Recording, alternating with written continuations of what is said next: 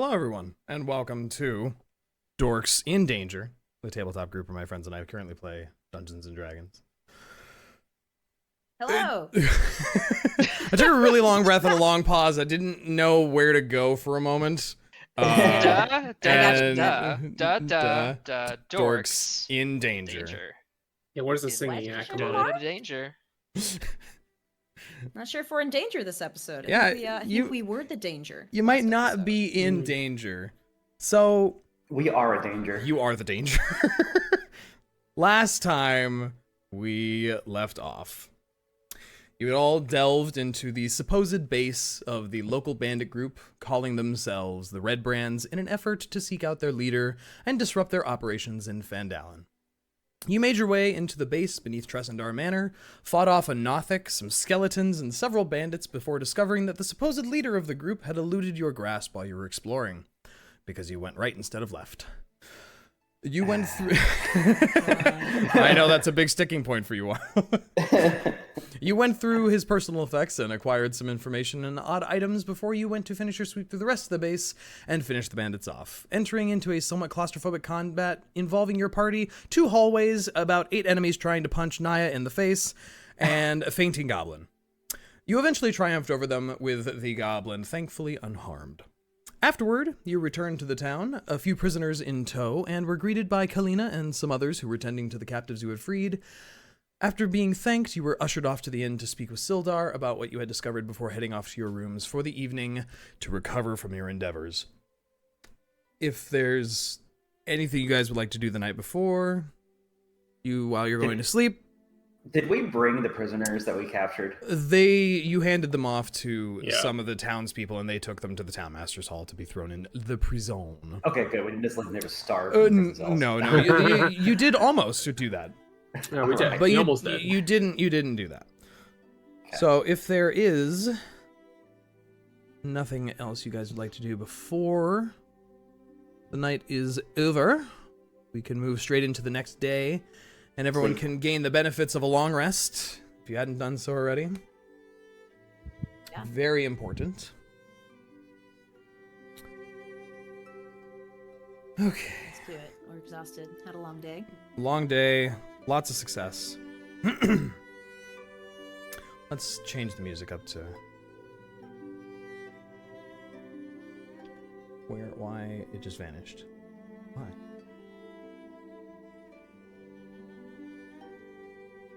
Where did it go? Why am I like this? I just had it. No. Where did it come from? Where did it go? Where did it come from, Cotton Eye Joe? No. No? Why not? Well, I don't see the issue. So. No. Why not? No. I'm confused as to what the problem is. It's us. We're the problem. Yeah, you're confused, all right. Okay. So, as you all wake the next day, you find the sun has been up for a fair amount of time.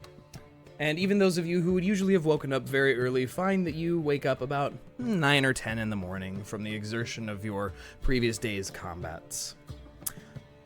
As you all begin to rise, there is a clear bustle downstairs that you can hear, muted through the doors and floorboards of the inn. The sound of cheery talking and lute playing can be heard. Synas, as you do your usual daily druid crafting for weather prediction, you do find something a little strange today. Where usually the spell would solidly predict, stormy or cloudy or sunny, something like that. It starts out cloudy and then suddenly switches to blowing snow as if there was a blizzard being predicted, then back to rainy and cloudy and back to snow and back again, and it's like it's not actually sure what the weather's going to be. And knowing what time of year it is, a blizzard doesn't seem very normal, and being that it's only middle of fall, there probably shouldn't even be snowfall.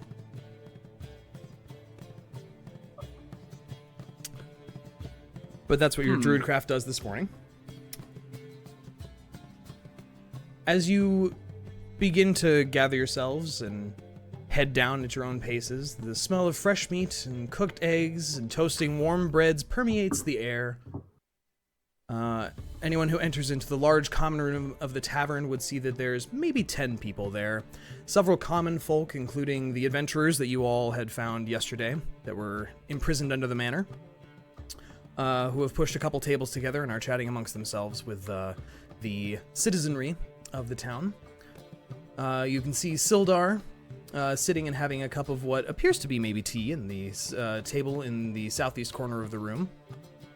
And the large amethyst dragonborn is in his usual spot in the corner, strumming a light, lilting tune on his lute, filling the room with pleasant song.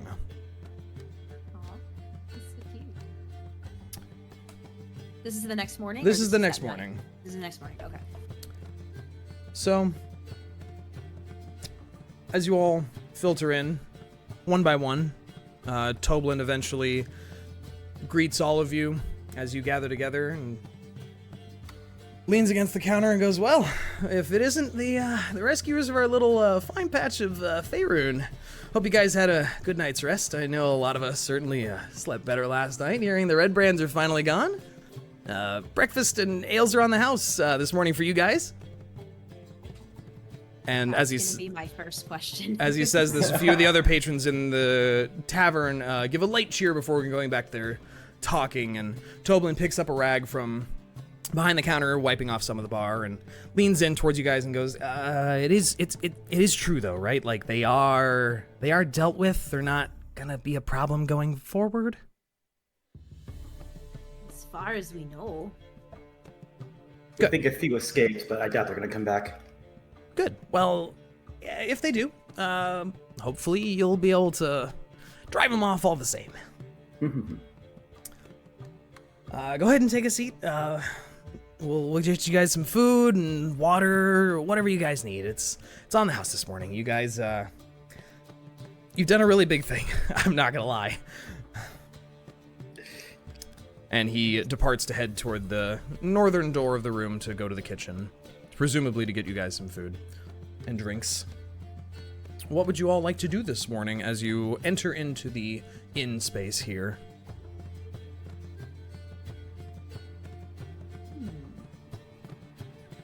Niah will take a seat with the other adventurers. They all greet you, the half-orc and the human who looks patched up but very bloodied and very tired still, and the half-orc kind of cheers and goes, hey, you're in one piece and you didn't bail out in the middle of the night. Cool. How you doing? You sleep well? You did damn good yesterday, huh? Haven't slept that well in weeks. Are these the ones that we, I forget, did we rescue some adventurers or were they all Yeah. dead? You We found rescued two one. imprisoned adventurers in the Got it, manor. got it. Okay. And they begin chatting with you and talking amongst themselves very excitedly, and the vibe is very positive this morning. It seems. Nice. So I'll say to them, so how is freedom treating you two? It's better than sitting in a jail cell under a house dying. So, you know, it's better. Better, right? And she elbows the human next to her who, like, grabs his arm and just goes, yeah, much better. What are your plans? Oh, well, we're gonna head back to Waterdeep. I don't think adventuring's really for us, and watching two of your best friends die really kind of changes your perspective on things, I think. All right, fair enough. Oh, Well, hopefully those roads will treat you well. yeah, hopefully. I mean, it was kind of a pain getting out here, the goblins and all, but I heard you guys took care of that too, so should be easier. So I have to ask, while you were held there, did you hear or see anything? Anything odd or unusual? Like what? Like other than people kidnapping you to sell you into slavery? Because that is pretty odd. I mean... Yeah, so, well, not as unfortunately rare as one would hope, but yeah, I was curious if you saw overheard or saw any other people beyond just the red brands. I mean, it was mainly them, all those red cloak bastards. Like, it was the same two guys who watched us all the time, so it wasn't really a cycle of individuals. It's pretty boring, honestly. Fair enough. Got really familiar with the stones that were in there. Not really much to do when you're starving to death in a prison other than count rocks. Yeah, how many were there? Well, I mean, there were like 4 in our cell when we got there, and 2 of them died from starvation, so they dragged them away, and that's a really bad way to go. So Yeah, I mean, maybe not good breakfast conversation. But I'm curious, how many stones were there in your cell? 255. Damn. Exactly, which is a strangely round number. Like, why divisible by 5? That's so weird. I guess it just worked out that way. Mm-hmm. Did you find any good skipping stones in there? No, it was just hi. Hey, what's your name again? My name's Bud. Cool. Hi. Nice. Hi. No, it was just like I threw every rock that wasn't nailed down in there at the guards, and they only punched me twice. So I mean, it was fine, but not skipping stones. It was just the flagstones of the prison, you know. Oh. Rinn comes walking up and she just goes, "Leave it to you two to find the most pointless conversation." Ain't nothing pointless about skipping stones. If you find a good one, you can have a lot of fun with that. But where's he gonna find a place to skip stones in prison? When he's out of prison. Save him for Also- later. Want to know how you have a lot of fun with one skipping stone? Then Yeah, you gotta do. Go retrieve it. You do kind of just throw it and then it just ploosh into the water. Like, how are you gonna find that? I'm resourceful. Clearly. Rinn looks like she regrets getting involved in this conversation. After you guys talk for a while, there is the distinct click of a cane approaching you all, and Thava, Synas, are you guys just hanging out? Are you at the bar? Are you... Yeah, Thava's probably hanging out right now. And take advantage of the, I guess, nice breakfast or something, maybe. And it's plenty. It's a lot of eggs and bacon and... Meat! Meat! Protein! There's plenty of protein. But Sweet. Sildar stands from his corner table and begins to approach you all. And he says, "Good morning, my dear friends. You all look well rested.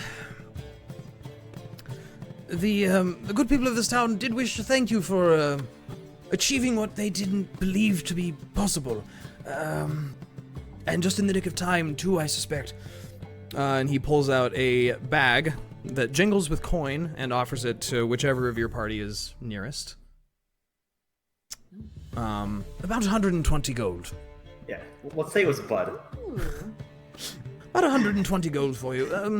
From the morning, Reyka is eyeing that That's bag. a lot of money. you can split it amongst yourselves, obviously. Wow. It was put together by several of the important folk here. During the morning, Linen and several others went to take a look through the manor, in fact, looking to remove possible weaponry or stop anyone from starting up that little operation again. She didn't tell me how she was going to do it, so I hope she hasn't set fire to the bloody thing. But by her description of the place, it looked as though they were going to be equipping quite a large number of individuals, as if they were garrisoning for something rather large. So it seems you've probably stopped them just in time. This place could have become a fortress full of brigands by Elian's End. I assume, though, that you'll be acting on your plans soon, yes? Yeah. Well, we can't leave Gundren alone any longer than we have. As I would expect. No. Go ahead, Dan. Oh yeah, Niah just nods her head. And, Droop the Goblin, I'm assuming has been hanging out clung to Synas this whole time. Synas has been getting him breakfast, yes. Okay. I was actually going to get him breakfast if he had not been fed. Good on you, Synas. Yeah, Synas is taking care of him. And the goblin has been pretty quiet this whole time. Looks pretty uncomfortable in general about the whole thing. Sildar just looks over all of you and gives a slow, knowing nod, and then glances toward the door briefly and goes, well, if you will all excuse me, I did want to just greet you this morning, make sure that you got that gold, and to wish you best of luck. I'm going to go start the process of writing some requests to get an official guard force here from Waterdeep, so that we shan't have a repeat of these brigands. Yes, please do. Good journey to all of you. Stay safe, my friends. And he turns and strides toward the door with his cane, leaving you all to your day, to your breakfasts. What would you guys like to do? I'd like to go over all the documentation we found. You want to just do that on the table? Like at No. breakfast, or- No. Yeah. That's my plan for the day, though. Okay. I mean, I wanted to look at some of the documentation too, I'll say that much, but I have someone I want to talk to. Uh-huh. What the fuck are you laughing about? What the hell is that? What's that Nothing. chuckle Nothing, it's for? fine. Like, Don't worry ooh. about it. Don't worry about it. You Don't can't worry talk the DM like that. Oh my gosh. about it. Oh my gosh! I'll talk to whoever I want. Actually, something I do want to do Yeah. is I want to flag down the barkeep Sure. and request his sweetest, most sugary drink. All right. Oh my god. Toblin nods a little bit and shrugs, and then goes back to the back of the bar and pulls out a purple colored bottle with a thump. He pulls the top out and just looks at you and points at the bottle like, the whole thing, or Just a glass for now. okay, cool. And pours a glass of a very vibrantly purple drink before Okay. bringing it over and setting it down, and goes, this is one of Edermath's ciders. His I don't know, it's like a plum thing, but it's way too sweet for me. So enjoy. Also, so I like to get some of it. Yep. And Just a it's small tasting sip. like sweet, like it's like drinking candy.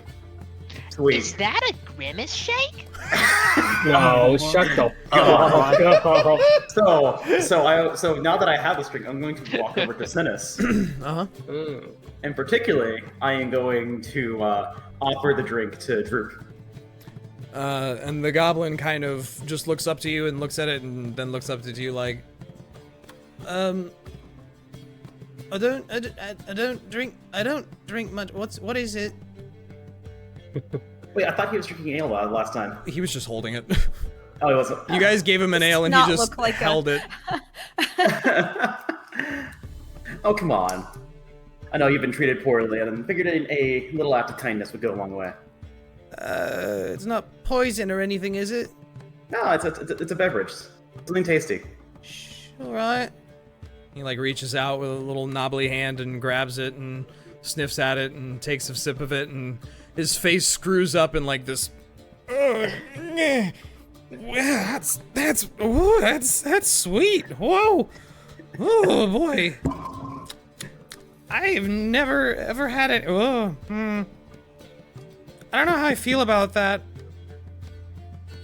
But thanks. You're welcome. And he just leans into Synas' leg and just like holds this cup and like takes little tiny sips of it, and every time he just does like this and then like drinks more. Perfect.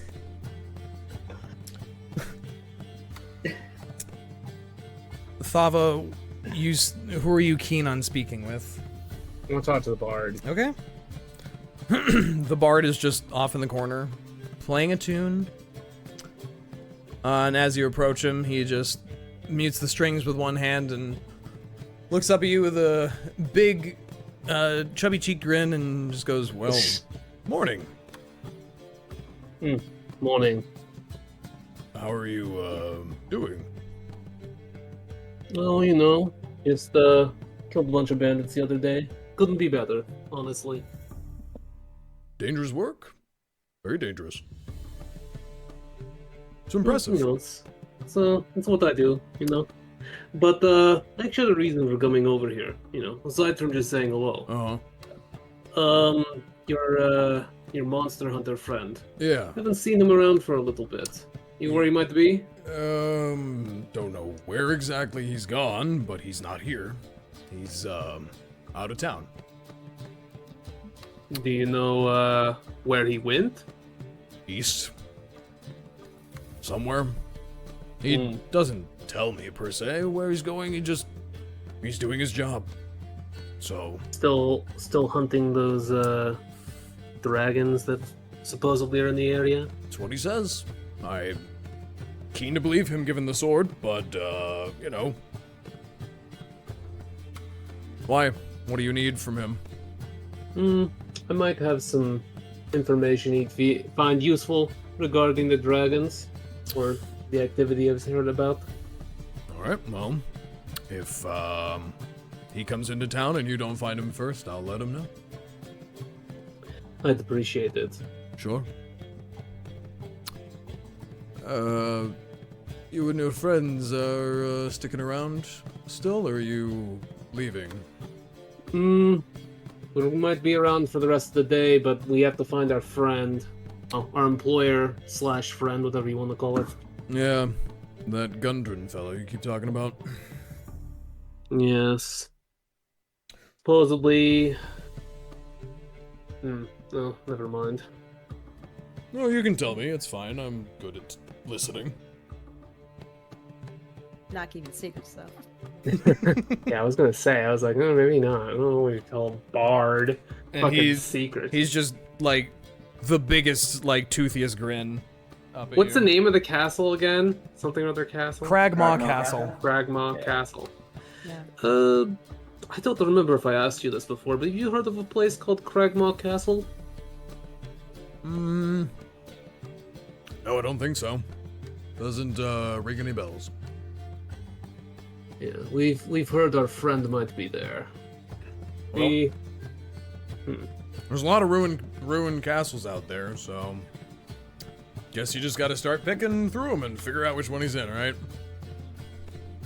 We have someone who might be able to show us the way, but Oh, good. they're not the most reliable.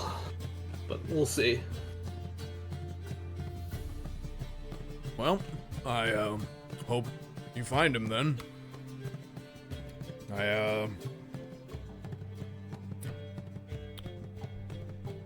If you do come across anything worthy of making a story out of, though, do tell me. I would love to hear about your adventures. Well, I don't see why not. I did come out on the road for that exact thing, after all. Adventurers do have some of the best stories. And he just kind of drums his fingers against the bottom of his lute and just smiles in a very cheery fashion at you. Well, isn't he sweet? He's so sweet.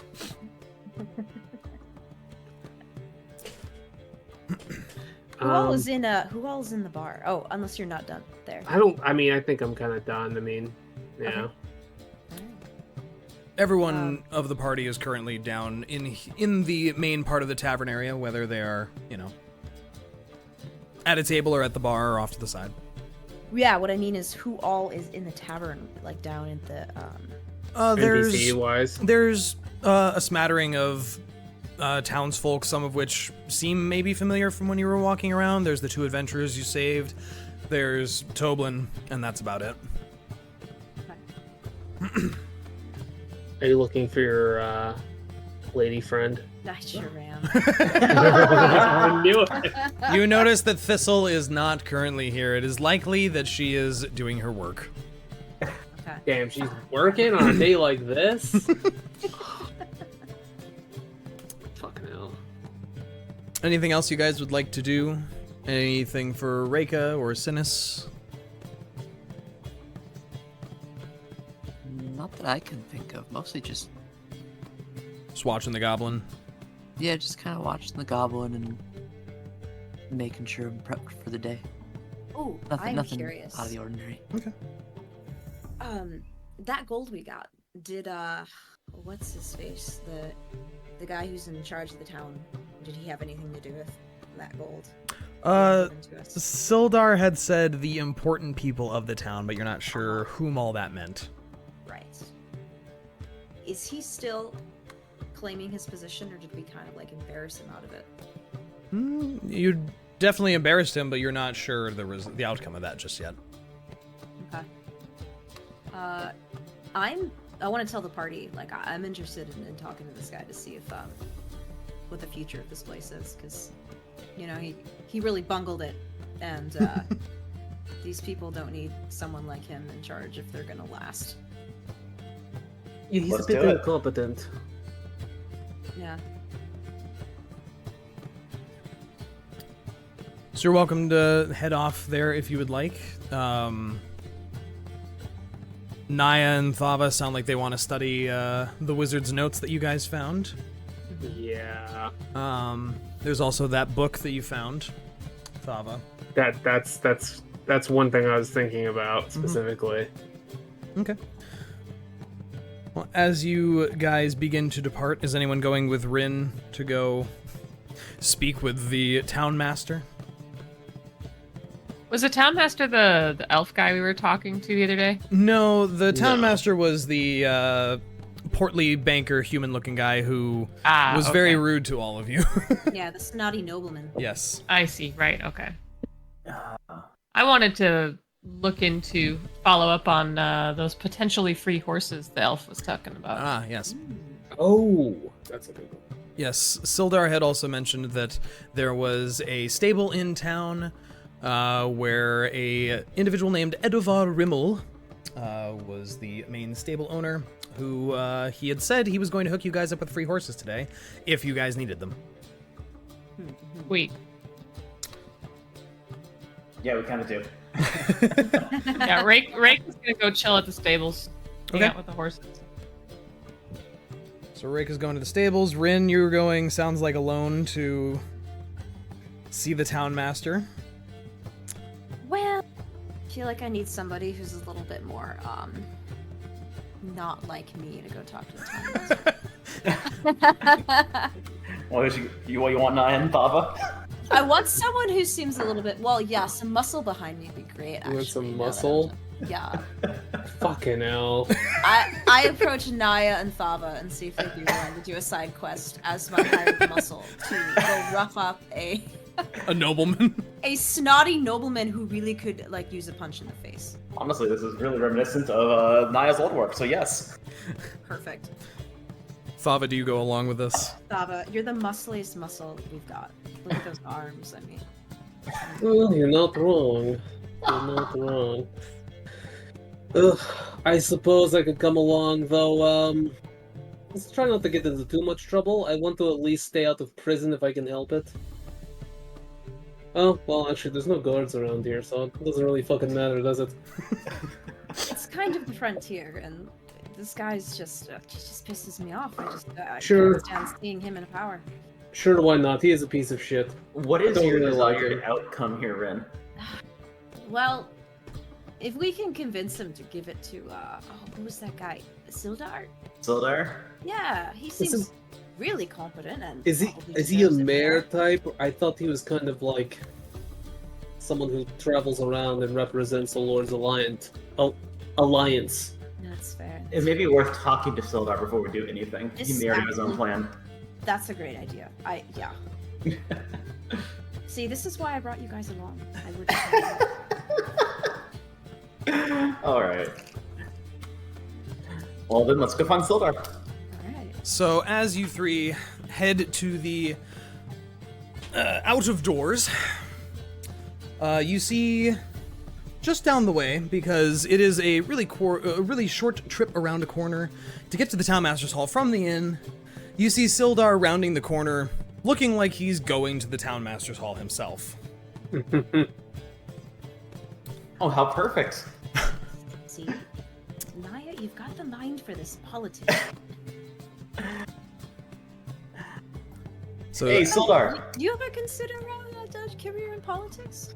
No one wants me anywhere near a seat of power, including myself.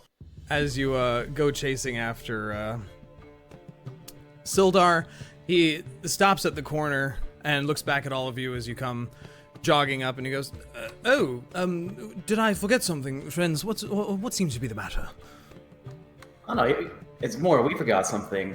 We didn't mean to ask. What is the plan for this town in the long term? As I said, I do plan to make a request to the Lord's Alliance to provide a small provisional guard force here.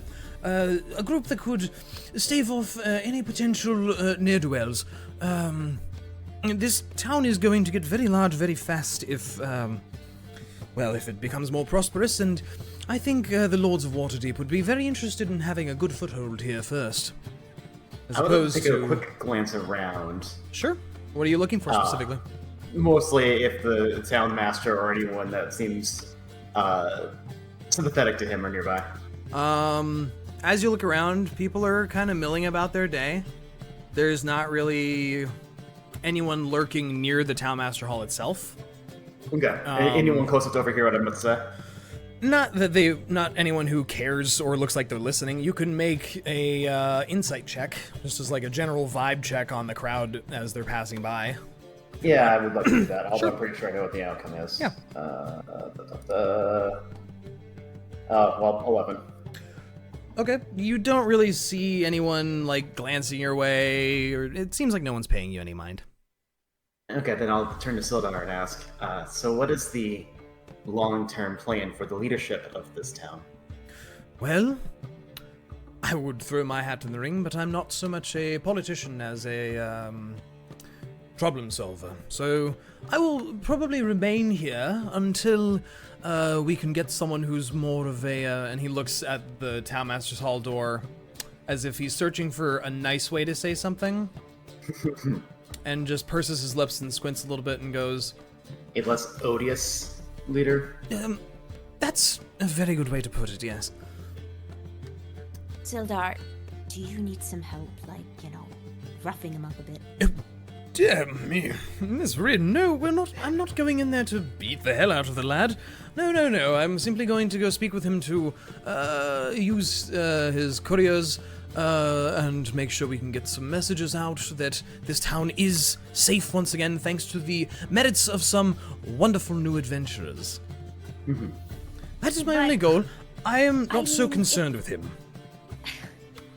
I mean, if you just want us to stand there and look intimidating. Oh, by all means, you're welcome to. Though, I think the thrashing you gave him the other day emotionally probably ruined the man a little bit. Niah just grins toothfully. You are, as I've said before, a colorful bunch. You are much more, well, let's say the warmth of youth is not lost on you all in your endeavors. You have great energy about you. But certainly if you would like to accompany me in to speak with him, who am I to stop you? And he turns to head toward the door and pulls down on the latch and opens the large wooden door with revealing the large office space that you had all seen before. And it doesn't seem like Harbin Wester is anywhere in the main room, but you do hear from the second floor a calling, "Oh, who is it? Who's barging?" And you see the portly human walk up to the railing at the top of the stairs and go, "Oh dear. Good morning, all of you.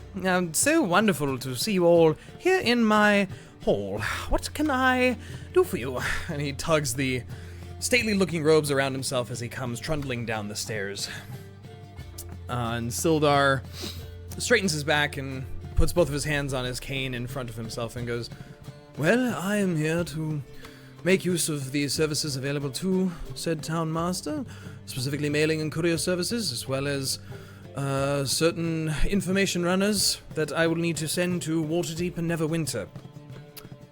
To which Harbin looks up at him and goes, "Well, I suppose I will allow it. Why are they here?" And he just gestures to you three. Niah just smiles and gives a jaunty wave and says, "Oh, we're just passing by. Figured we'd join Sildar." This is not somewhere that you pass through, and once again, you're getting dirt on my fancy rugs.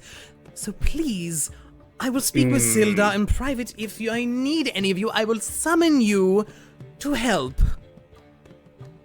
Rinn yawns, not paying attention to the conversation, and when she notices that he's like paying attention to them, she just kind of like gives him a scowl. And he tugs the robe a little bit about himself and just tilts his nose up and turns to lead Sildar over toward one of his desks and goes, "You may pen your letters here, sir. I will have one of the runners deal with it later at the end of the day. The rest of you three, make yourself useful and go, I don't know, slay goblins or something. There's no need for you here." Oh, we've already taken care of the goblins. Some of them, sure. There's impossible that you have dealt with every goblin from this side of the Tribor Trail all the way to the edge of the Sword Coast. So, please, I'm a very busy man, and we're going to be dealing with a lot, given what has come about. So, thank you very much. I'm curious at What? the lack of urgency at the request of the member of the Lord's Alliance. I figure someone of his nature, especially considering the services he is doing for you already, would merit a little more urgency. And Sildar just kind of gives you this look of like, yeah. And just like raised eyebrows like, yeah, listen to her. And Harbin kind of goes, well, yes, I suppose you are right. I will get Edvar to have one of her fastest horses ready to transmit whatever messages are needed back to the coast. Is that satisfactory? I think that is the best I'm gonna get from you. And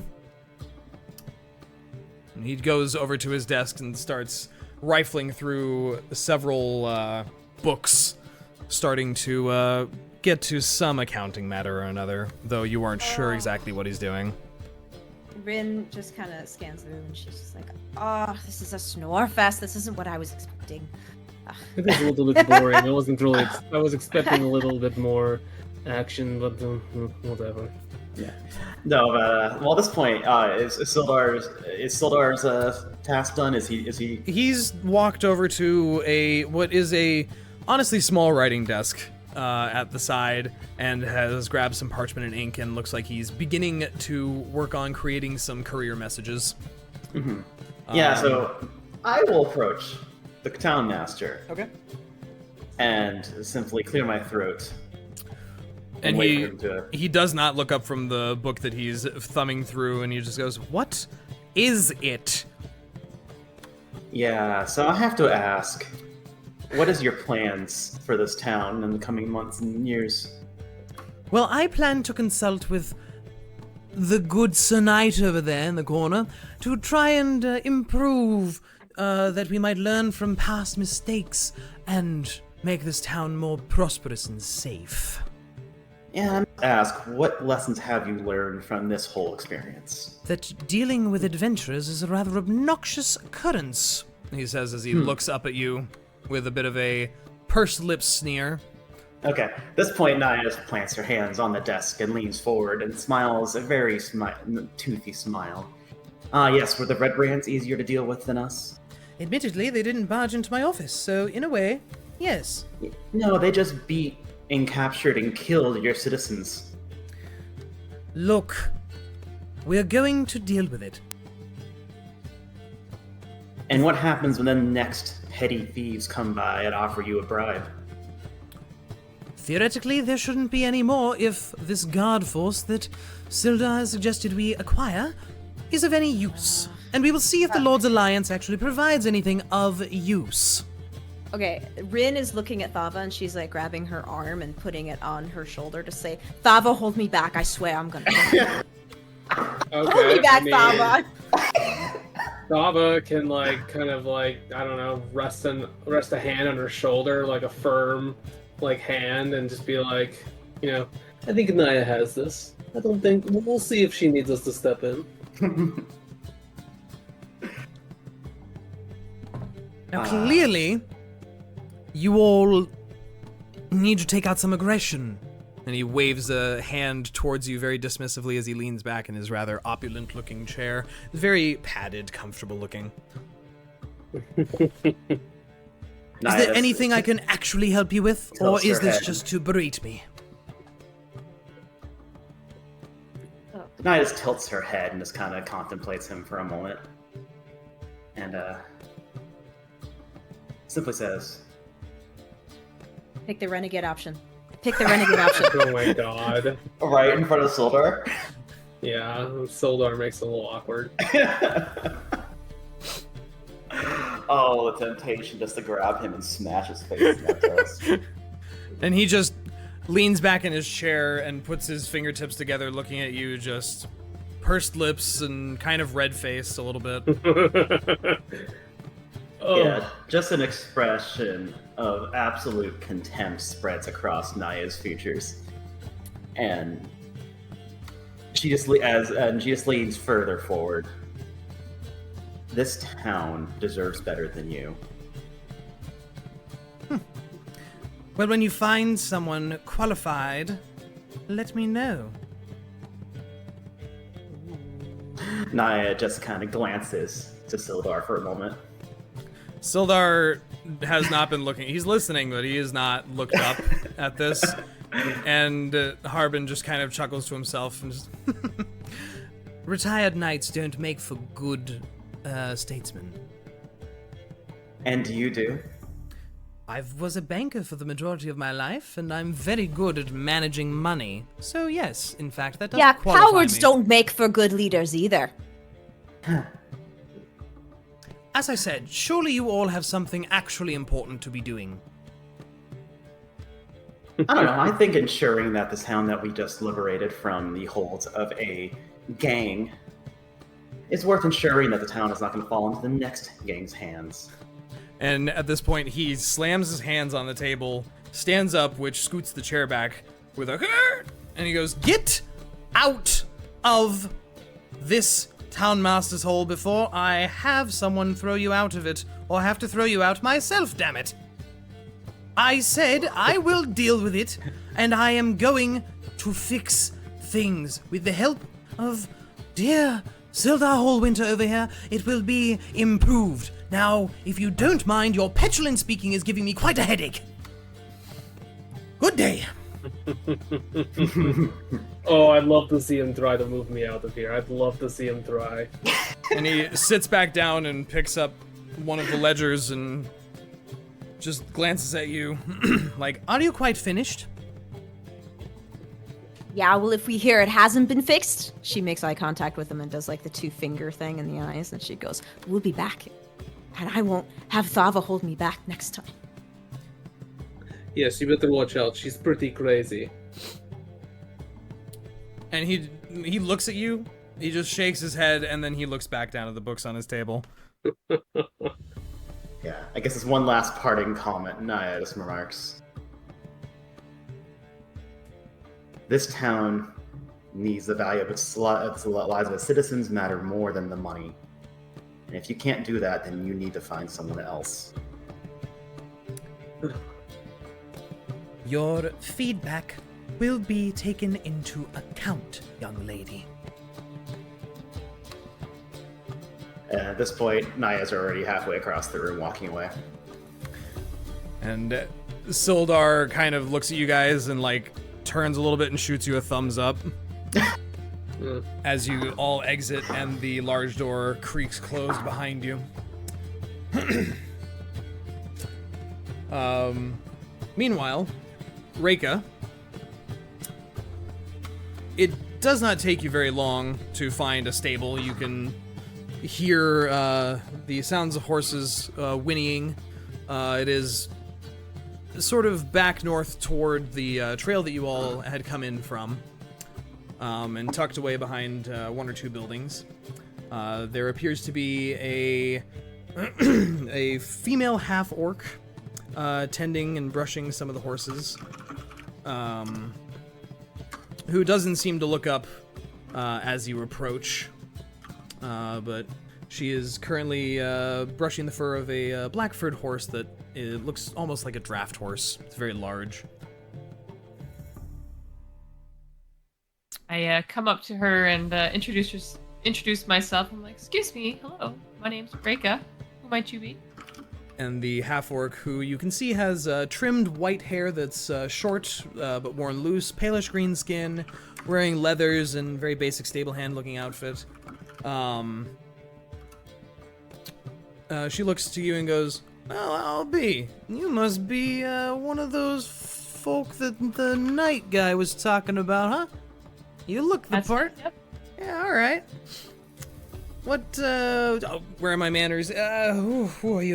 And she stands up and tosses the brush down and wipes her hands off and holds a hand out to you and goes, Edivar, Rimmel, nice to meet you. Nice to meet you, Evdavar. I deal with horses here. Not much to it, really. I just take care of the horses. You, looking for a few steeds? That Sildar fellow said you might come along. Yeah, we're looking for a group of horses that we might be able to borrow for a stretch of time. Sildar said he might set us up with some free of charge. Yeah, he came along and paid for them.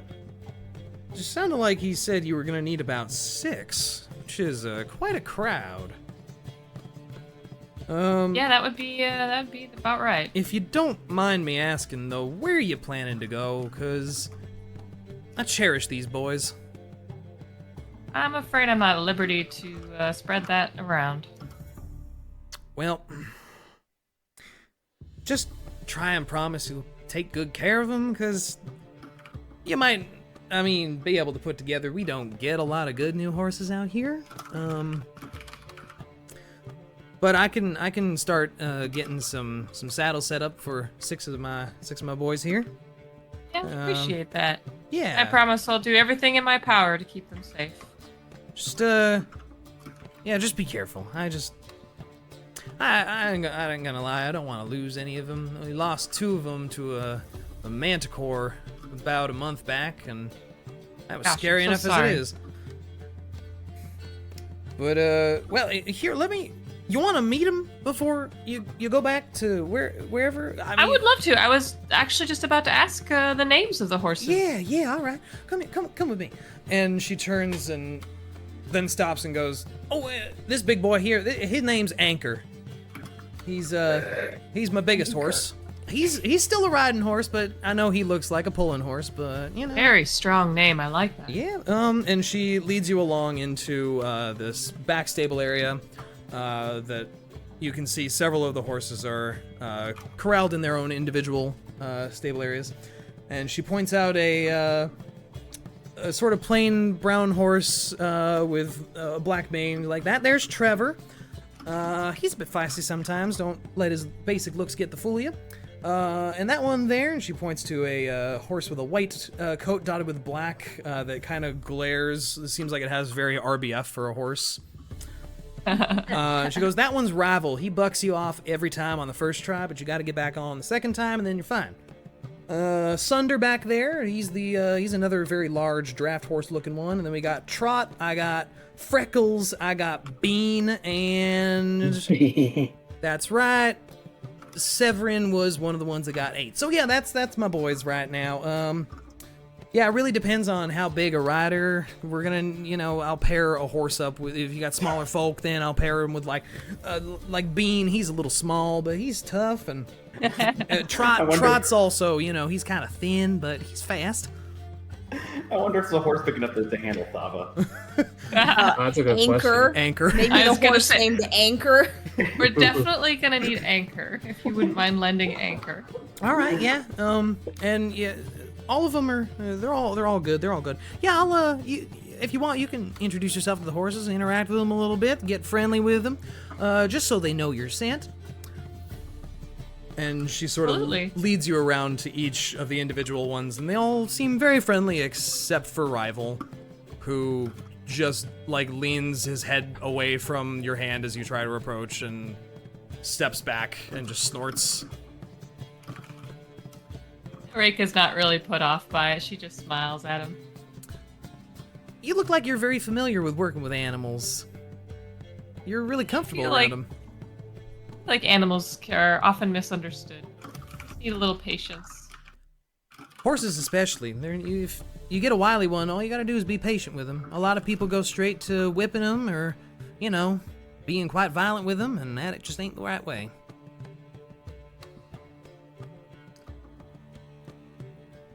And she continues to basically hang out with you and tend to the horses and brush over a couple of them while you're there, and you can spend as long as you like hanging out with horses if you would like. Yeah, I mean, I feel like, Reyka's, her sole mission for the day was to acquire and get to know these horses, so while everybody else is doing their thing, she's just gonna hang out in the stables and just be quiet and whisper sweet nothings at them and let them brush them. Perfect. As the three of you come out of the Town Master Hall, do you plan to return straight back to the inn? Oh yeah, probably. Oh yeah, I still want to go over those things. So you head on back, and I'm assuming you're gonna go to one of your rooms upstairs before you break out notes. Yeah. Sure. So Niah, as you break open Thava's backpack, since that's where all of this got shoved, and start yanking out all the notes and all the scatters of paper, you begin to read through just page after page after page of loose pieces of paper, many of which appear to be shipping manifests and communications about them, several of which are marked only with a stamp in black ink of a symbol of a dragon swooping downward through rising flames. Wait, what? Okay, I want to set all those ones and mark that way aside. Okay. Wait, what? Anyone who's looking at the notes can make a history check if they would like to see if they know what that symbol is. I'm here, so fuck yeah, I do. Cool, 4. 4. We both rolled a 4. That's nice. You guys Wait, wanna wait, keep this wait. back at the end? You sure? Yeah, You sure? so You sure? they Yeah. basically went back to one of your guys' rooms upstairs and are breaking out the notes to look over them. Yeah, Synas I- can do a roll then. Oh, okay, Synas. He would you're at it. join in to try to figure. How about a dirty 20? Well, Try to Hey! figure out things. okay. Thank God someone's not done. Rinn, I was gonna say I could give a crack at it I mean, with my -1. why don't you give it a roll? Why don't you try? I got Why it. don't Yeah, I? You might do better. All right. What is it? History? Yeah, give me a history check. 13. That was so close Okay. to natural 20. Oh man. Well, Synas, no one else seems to recognize this, but Synas, you do recognize this as the symbol of the Zentarum. A mercenary group of underground smugglers, thieves, spies, and assassins who have been known to participate in less than savory trades and have quite a long and sordid history with things such as black market trading, slave trading, as well as other dark deeds. And while their internal structure is mostly unknown, the leader of the Zentarum is a known worshipper of Bane, the god of torture and oppression. Yikes. That is what you know. As you all keep reading, many of the documents with this stamp do talk about shipping magical objects or ferrying gold or exotic goods. The rest, honestly, those comprise the majority of the notes that you took, honestly. You find that of the pieces of paper that are present, there's like a 90 to 10 split kind of thing. Okay, Most I of them wanna seem start to be separating- marked with this. I want to start separating out these manifests and grouping them in points of origin and of the various documents. Most of them don't have a destination or names even. In fact, But do they have are an origin? Nope, no destinations at all. Just object and a cost and the stamp and either in or out written next to it. Okay, I want to separate all the ins and outs. Okay. You end up with probably 4 or 5 manifests on the inside and about 10 or 15 out.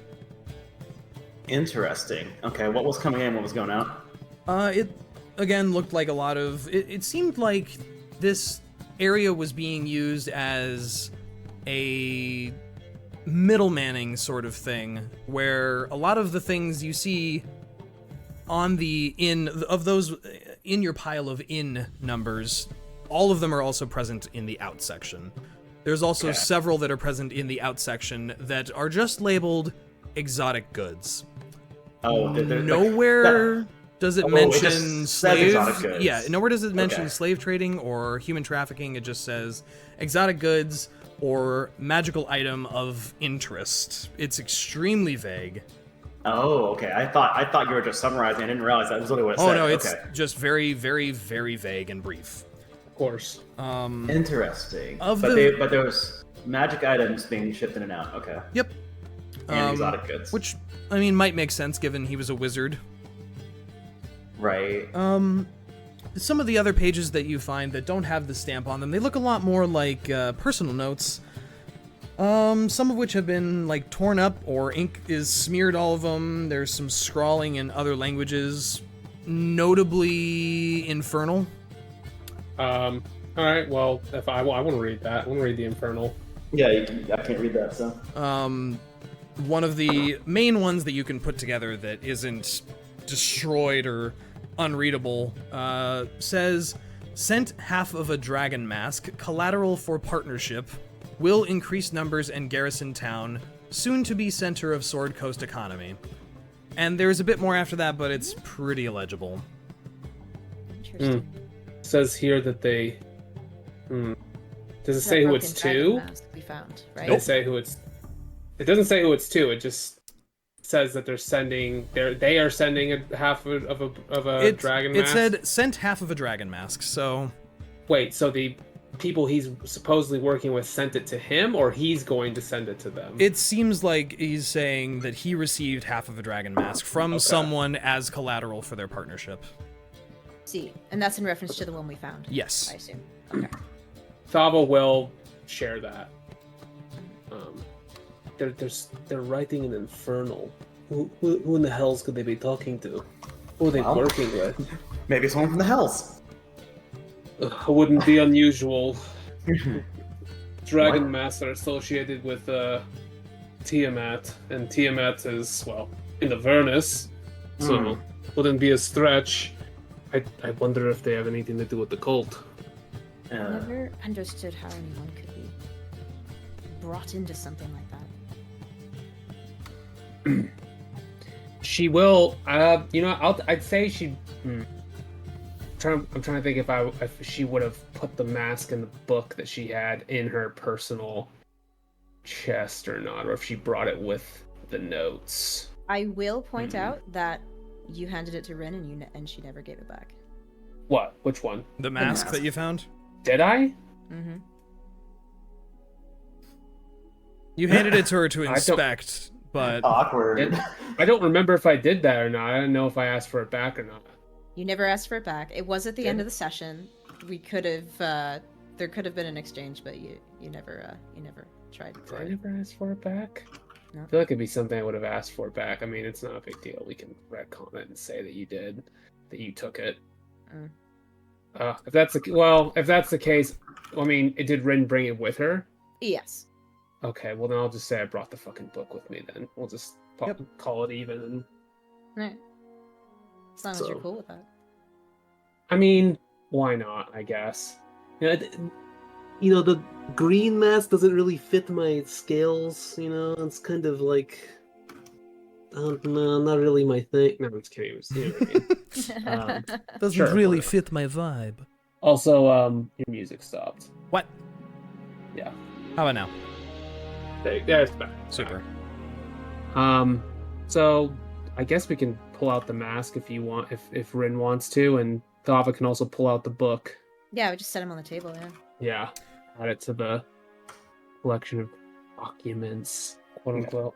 Were there any other documents, or That was basically it. It think that's seemed it. like some personal notes, mainly those basic manifests that kind of seem to have been left vague and very low detail on purpose. right? Code, keeping controlling it Yeah, down. not even code, Oh. just low info means no Yeah, loss only people of, who were supposed to read it would know what things mean, what Right. it's being reference to. And there was a book, right? Yes. Yes. So Thava found a book called, which appears to all be penned in Infernal. And actually, as you're looking at the book, as Thava sets this fairly thick tome down, the book is bound in black leather, embossed with red infernal writing along the front. Do you go ahead and start thumbing through the Yes. book? It's called The Universe Apocalypse. The first few Good pages reading. include a foreword from an unknown author, which reads, "What price is there to pay for knowledge, and what depths shall you dive to and submerge yourself in the unknown?" As you begin to read, the book then seems to delve deep into an abstract telling of current and potential future events, though the author continually switches between past and future tense, making it difficult to tell if they are predicting events that will come to pass or talking about things that have already happened. Sketches and images that are immaculately illustrated in great detail are present within each chapter that has been dedicated to some awful event.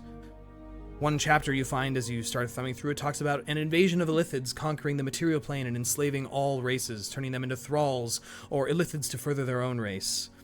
One chapter speaks of an ancient, long-forgotten set of old gods that wait in the space between planes, waiting for someone to attempt to reach out or for a breach to be found so that they may slip into the known realms and devour them. Another speaks of the rise of the dragon queen Tiamat and her conquering of the material plane, embroiling it in flame.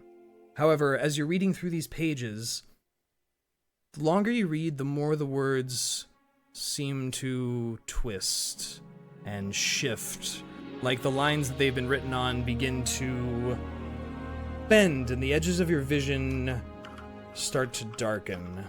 Oh no. Can you please make an intelligence save for me? No, for fuck's sake. Let's see if you remember how to read. About to say, it's like, this is really Am I triggering read- mine. is it just me, or It's is it just like you. everyone? You're the only one that can Have I read been the reading? book. Am I reading it aloud to everyone, or am I kind of like? I don't know. That's up to you. I mean, it would be kind of awkward if I was just sitting there completely Quietly. quietly reading it. So Yeah, as you guys are sitting there and Thava's thumbing through it, saying these things, she starts to get to Oh a my point God. where Uh, 6. okay, so she starts to get to a point where her speaking out loud becomes kind of jumbled, like she's mixing the words up, and shakes her head. And Thava, you begin to start hearing. Actually, we need something a little less cheery for this moment. This is too positive. I need something more Sinister. sinister. Yeah, like Yeah. maybe. Yeah, that'll do. Thava, you begin to hear whispers, and you begin to see the sketches and the images in the book move and shift. And everyone else, she's been reading aloud this whole time, but there's a point where she just kind of trails off and is staring at the book and just starts reading on her own, quietly, just transfixed on the book itself. At this point, Niah has to start snapping her fingers in Thava's face. And Thava. you do not get a reaction from her. Nothing happens. She's just reading the book. Okay. What are you doing, Rinn? She's just going. What's wrong with her? What? Yeah. Okay. Niah is going to immediately try and snap the book closed. Make a contested strength check against Thava. That's not good. Oh. Oh, no. I mean, you never know. This Flat is not strength. good. Flat strength. Yeah, My just, strength just is a minus one. flat strength. I mean, you never know. You Got can get lucky. this. Okay. Oh yeah, I see, got you got horrible. a 15. Okay, you got it. I rolled 10. Thava, as you're reading this and you start to hear this, the book gets closed in front of you and wrenched from your hands, and you snap back to reality. You do not remember the last 3 chapters of the book that you just read, Oh, damn. and She just suddenly, there's like- just a light buzzing in your hearing. She just suddenly stands up and looks like wide-eyed and kind of out of it, kind of blinking her eyes, kind of shocked or something. Niah immediately wraps this book up and then binds it closed. I don't know what happened. But the last couple of chapters it's just a blur. I don't know what was it. What was I reading? It's probably best that none of us know. Because if it was affecting you that way, it means it's probably going to drive us mad. Or someone didn't want you to read it. I don't know. I don't know. I don't know. That foreword and the contents of this book. How much are we willing to sacrifice for knowledge? I don't think we're willing to sacrifice our souls. I don't think you're going to lose your soul or anything. It's just...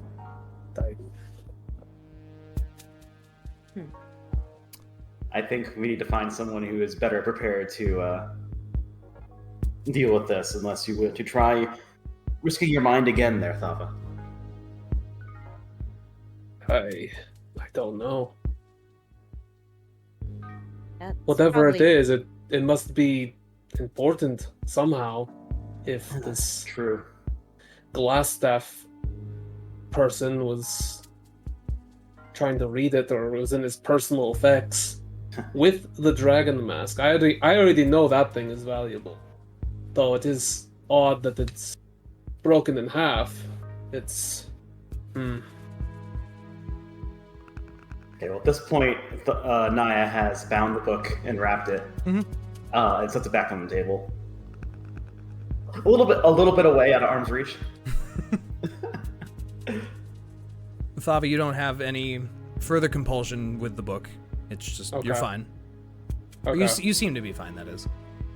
Did I discern anything? It just kind of just went. I just went blank. Like my mind went blank for a bit. You trying to recall what you were reading, and none of the rest of you really saw much out of the ordinary. In fact, a lot of the pages looked maybe blank. A lot of them were just sketches, images, maybe a lot more complicated than really you didn't have time to study it and see what it was. But Thava, as you're remembering, you see like arcane symbols and ritual sigils and odd perversions of ancient draconic magic that normal wizardry and normal spellcasting is derived from, that has, instead of draconic runes, it's all infernal, and it seems very much like it was some dark magic related thing, some hellish magic, but you're not sure what it was. It's all very blurry. Mm. To try to get a little bit more information about what we're dealing with, can I take like 10 minutes to cast Detect Magic as a ritual Sure. while people are poring over the other documents and stuff? Is Synas here for? Oh, Yeah, he's been here the whole time. Yeah, Yeah, he's He's- just very quiet. He piped Okay, up that's about fair. the Zentarum and then went back to listen. Yeah. Yes, the very unobtrusive 6-foot tall cat dude. Yeah. He stays up. He's just here to make sure the group's okay for now. By the way, thanks Niah for snapping me out of it. Mm-hmm. And then Niah just ducks her head. Yeah, Synas says they're kind of dealing with this, and especially after that book gets snapped shut and you cast to detect magic. The book doesn't have any magical properties. Oh, It doesn't. Knowledge itself is Det- maddening. Great. Detect magic doesn't tell you anything about it. It just seems mundane to you. Interesting. we're not dealing with any school of magic here. Can I make like an Arcana check? Sure, make to an try Arcana to see check, if I can yeah. rack my brain about like what could possibly be at work for something like Yeah, that. absolutely. Make an Arcana check for me. Yep. 6. Cool. You really aren't sure. That Seems feels like it checks out. seems like that's not a good book to be reading. It's about all you know, though. I mean, could I make any kind of check on it? You can make Maybe an a Arcana roll. check as well if you'd like, or a religion check. Religion. I was thinking maybe religion makes That sense. feels like the smarter check. But I am proficient in that shit. 18. 18. Okay. Thava, as sort of Niah starts talking, going back and forth, and Synas kind of adds into it, and you see him cast the spell, you kind of just sit there and think for a while, and just think really hard about the symbols that you saw. It must have been for some kind of ritual, something. But it didn't seem like it was something summoning a god or anything like that. It kind of had the flow of what one might think of at least the bit that you were able to read, a warlock indoctrination, someone being forced to take on a patron, or perhaps a paladin, sort of the process of taking on an oath to some infernal deity. Okay. But the more you think about it, the more it kind of seemed like some twisted ritual book, some instruction of some kind. Were you saying this aloud? I'm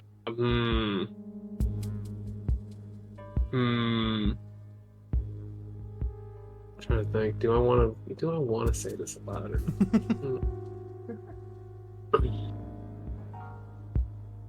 You know what? No, we don't have enough information to have the 100% positive thing on it, so I think I'll kind of keep that to myself. Okay. Hey, listen, it's fun to keep secrets. So, I'm not sure. I'm not so entirely sure. okay, so we got a book that, for most of us, gave us zero information. We got a broken dragon mask. We got manifests that have no destination or point of origin, and very basic information about what was being shipped, and some notes from the wizard that basically talk about garrisoning the place up and taking it over as a basically a talent hub. You know what this sounds like to me? It sounds like some kind of fucked up conspiracy shit. It does, but it's also absolutely useless to us. No, it's not. I don't think it's useless. It's just we need more pieces of the puzzle. Maybe when we find this castle and this black spider, we can find out more. But Dre, what was? Can you remind me what was on the note? The house marked the black spider symbol. Yep, let me go pull that up real quick. Basically, it was just saying, if I can, where's my handout? Well, cruise through my list of things. The note said, Lord Albrecht, my spies in Neverwinter tell me that strangers are due to arrive in Fandalin. They could be working for the dwarves. Capture them if you can, kill them if you must, but don't allow them to upset our plans. See that any dwarven maps in their possession are delivered to me with haste. I am counting on you, Iarno. Do not disappoint me. That was all that was from the Black Spider. And was he Iarno Albrecht? Was that? Yes, Iarno Albrecht. Okay. Right. So we already knew there was power behind it. We know there's power behind everything. Conceivably, things are being shipped to Cragmaw Castle. That's at least my assumption for the one of the major destination for those shipments. Okay. Seems like everything is pointing back to the castle. I want to copy down that symbol and all of the manifest information onto my own piece of paper. Okay. Yep. You go ahead and copy down the Zentarum logo and pertinent information. Let's see. The only other documents are the journal that was owned by someone named Ermin. Yes, the Journal of the Dwarf. And then there's still Bud's ring that we haven't really identified, but that's not a document unless there's very. Oh, that's true. Yes, Bud does have a strange magical ring, which, as he was informed, he could attune to learn its secrets if he would like. And he did not. Has not yet. But we'll get to that in a moment. Synas, do you read through that journal from the dwarf? Yeah. You find that it's not particularly insightful. It talks of basically a list of places that he had gone prospecting in the nearby hills and rivers, looking for sources of gold, and finding some, but nothing really ground-shattering, nothing you don't already know. Just information about the Wave Echo Cave that you had learned from Niah back in Neverwinter, but doesn't seem like he was theorizing about anything, just keeping a history of what he'd been doing. Well, it at least narrows things down for where the cave and everything is, I guess. Bud, speaking of that ring, would you like to attune to it?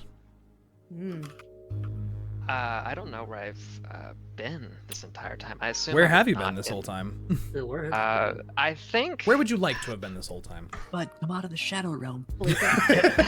Sleeping? I'm in the Wait, shadow where realm. is Droop at? Where is Droop actually? Droop's been stuck next to Synas unless Synas has passed him off to Bud. And is he still sipping that drink? Yeah.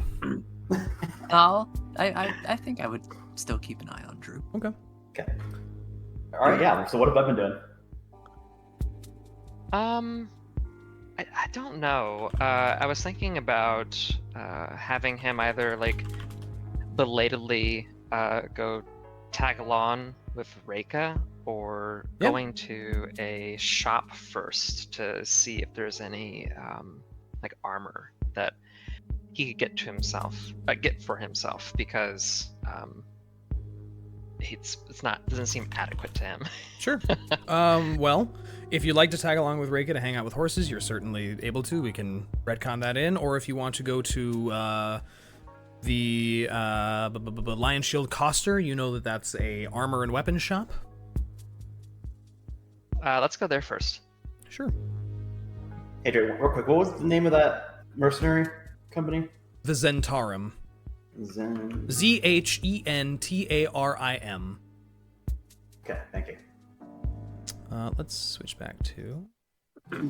Also, if we're done with the documents, by the way, or at least we're wrapping up, Thava will take the book back. Thava, please do not read that book alone.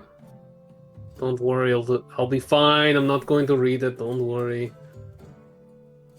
Okay, just be very careful with objects that can, mess with your brain and trap you into reading them. Well, we'll see. I'm strong. As we pan out of the room in the inn that you guys are in, we swing over to where our small dragonborn friend is pushing open the door to the Lion Shield Coster, and the somewhat middle-aged woman looks up at you from behind the counter with a grin. Goes, "Oh, hey. You're one of the adventurers in the group, huh? Yep, I'm one of those. Cool. What can I do for you?" So, I don't think my armor's too good for this adventuring stuff, because I've gotten poked and prodded a lot. So, do you have anything nicer? What are you wearing right now? I'm wearing, He just looks down at himself, and he's wearing like just basic farmer's clothing. not much. What do you have as armor on your character sheet right now? That's for like in game. Yeah. I am I am wearing leather light armor. Leather light armor. She looks you over and goes, "Well, I do have some hide armor. I got some studded leather. I got, She looks you over. She's like, I don't know if, yeah, I mean, I got a studded leather. We could probably, fit on you." That sounds nice. I do want to keep pretty light because I'm quick on my feet, so I don't want to be weighed down too much. Yeah, all right, come over here. And she shows you over to a little T-pose mannequin that has a set of studded leather armor on it. Looks very basic. And she just pats it and looks at you and goes, 45 gold. Actually, I do want to ask. I've been bad about updating my currency on my data sheet. How much have we gotten for since our adventure started? Oh boy, you've got many different things. Just scroll through party notes. Okay. Luckily, your I cat think friend I've has managed done to keep the math of splitting it out amongst you guys. I will say that I am at roughly 88 gold right now. So Much of you Yeah, should be at least similar. that'll give you Yeah, a I'm ballpark. I'm sitting at 80 myself. Yeah, if I add in the 20 we got at the beginning of the session, Mhm. I have 63. Okay. how much more AC does studded armor give you? It would give you 1 more than you currently have. 1 more? Yep, Okay. because studded leather is 12 plus your dex mod, whereas normal leather is 11 plus your dex mod. Okay. I see. Can you sell like your prior equipment Yeah. in D&D or no? She'd take it off you for 5 gold. So 40 gold if you want to buy the studded leather and trade in your leather armor. Yeah, that sounds good. Okay, so you can deduct 40 gold from your from your letter sheet, from your character sheet, Damn. and You're selling that armor that your mom worked so hard to make for you for your big What a adventure? fucking asshole. Whoa! Wow. Chaotic Um, evil arc. You can add studded leather to your character sheet. And if you struggle with that, let me know. Yeah, I think I should be good. Delete this. All right, I'll have to go back and redo all the art now. It's okay. That's the fun part about the campaign progressing is people evolve over time. This is true. I like to imagine it's like video games where like the armor like kind of behind the scenes like changes, but like the canon like outfit doesn't. Yeah, your transmog Right. doesn't change. That's up. Yeah, it's up Yes. to you. The stats increase, but the equipment doesn't change appearance. Yeah, I mean, Magic. yeah, that's fair. It's valid. Especially if it's light armor, I feel like. Yeah, you could fit it under a shirt, probably. Yeah, Maybe yeah, not. yeah. It's studded I leather was would be thinking kind of that, tough. Or like, he's got like pieces of leather like on his person, so like maybe you could just like imagine that being studded. Yeah. Now. But all I Um, can think of now that you've changed armor is the Final Fantasy 14 thing where you do like one small change. yeah, Then your adventurer portrait changes to look like a school portrait. Just very front basic. on, Yep. default view, no emotion. That's Bud now. I hate that. I hate that about adventurer plates so much. So you acquire some studded leather for yourself. Cool. And Lenen afterwards stops you and goes, "Hey, your goat lady friend, Her name's Rinn. yeah, sure. Just, would you let her know sorry about the whole, kind of being rude to you guys when you first got here. My boys did report back. They found the stuff in that cave, so, as promised, she, like, reluctantly, like, looks down behind the counter and pulls out a bag and sets a bag of coin on the table there and goes, 40 gold. Like I said, I would. For you and your friends. Wow, wow. Oh, This nice.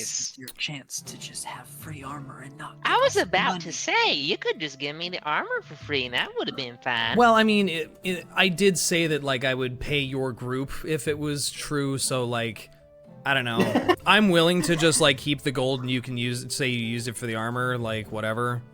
oh, yeah. It really makes no difference to me, but you can hash that out with your friends when you tell them that you used all the money I paid you for a piece of armor. That's up to you. Oh, you're right. I shouldn't do that. I should give it to No, far be it split from me between to all. tell you, like, what your moral compass should be, because clearly mine's a little skewed, yelling at kids when they come into town. God. But pockets the gold somewhere, and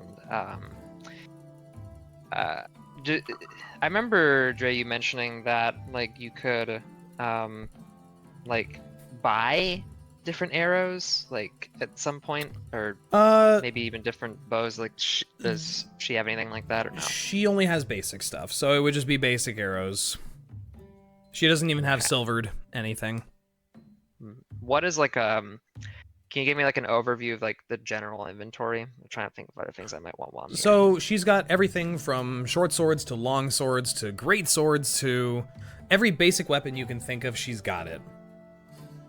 As well as more basic armor. She doesn't have anything higher than probably chain shirts. Studded leather is the highest on the light end she's got. She doesn't have anything higher than splint armor. And even then, she's only got like one set of that, so not really many heavy armor choices. Okay.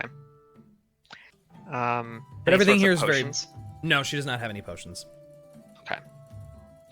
I think that's it. Okay. Just because Bud would do something like this. He's like, "Oh, I wanted to ask you a question." Yeah, what's up? and he pulls out the ring he found. Like, Do you have any idea what this is? She takes it from you and looks it over and goes, "Pretty, I guess. I don't know. Why? Where'd you find it?" We found it while we were adventuring in the castle over yonder. Huh. By those red brands? That Mm-hmm. weird fucking wizard, probably. Yeah. He up Yeah. and left. We're gonna go after him pretty soon. Are ya? He's got our friend.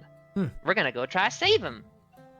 Well, I wish you the best of luck, but this looks like a cool snake ring to me. I don't do jewelry, so Do you know who does? no one in town that I know of. We haven't had a jeweler Oh. here, and we don't. I mean, is this leather? Hold on, wait. And she like picks at it, and she's just really confused by the fact that it looks like leather, but is made out of metal. She's like, "How in the hell did they do that?" I know, isn't it weird? Weird. Well, yeah, I couldn't tell you. You'd need to find someone a little more into the finer crafts than me. I'm more just an armor person, and I just sell shit. I don't really do the making. She sets the ring back on the counter there and shrugs. Bud puts it back in his chest pocket, and he's like, Well, we didn't really get a chance to look over it that much while we were over there, so I'll go check back in with my friends and see if we can figure out what it is together. Best of luck to you, and thanks again. You guys saved a lot more people than you know. You're welcome. Always gotta help a stranger in need. You're a good kid. Just don't let that get you in trouble. And I'll she try. nods as you head out the door. And as you head back to the inn,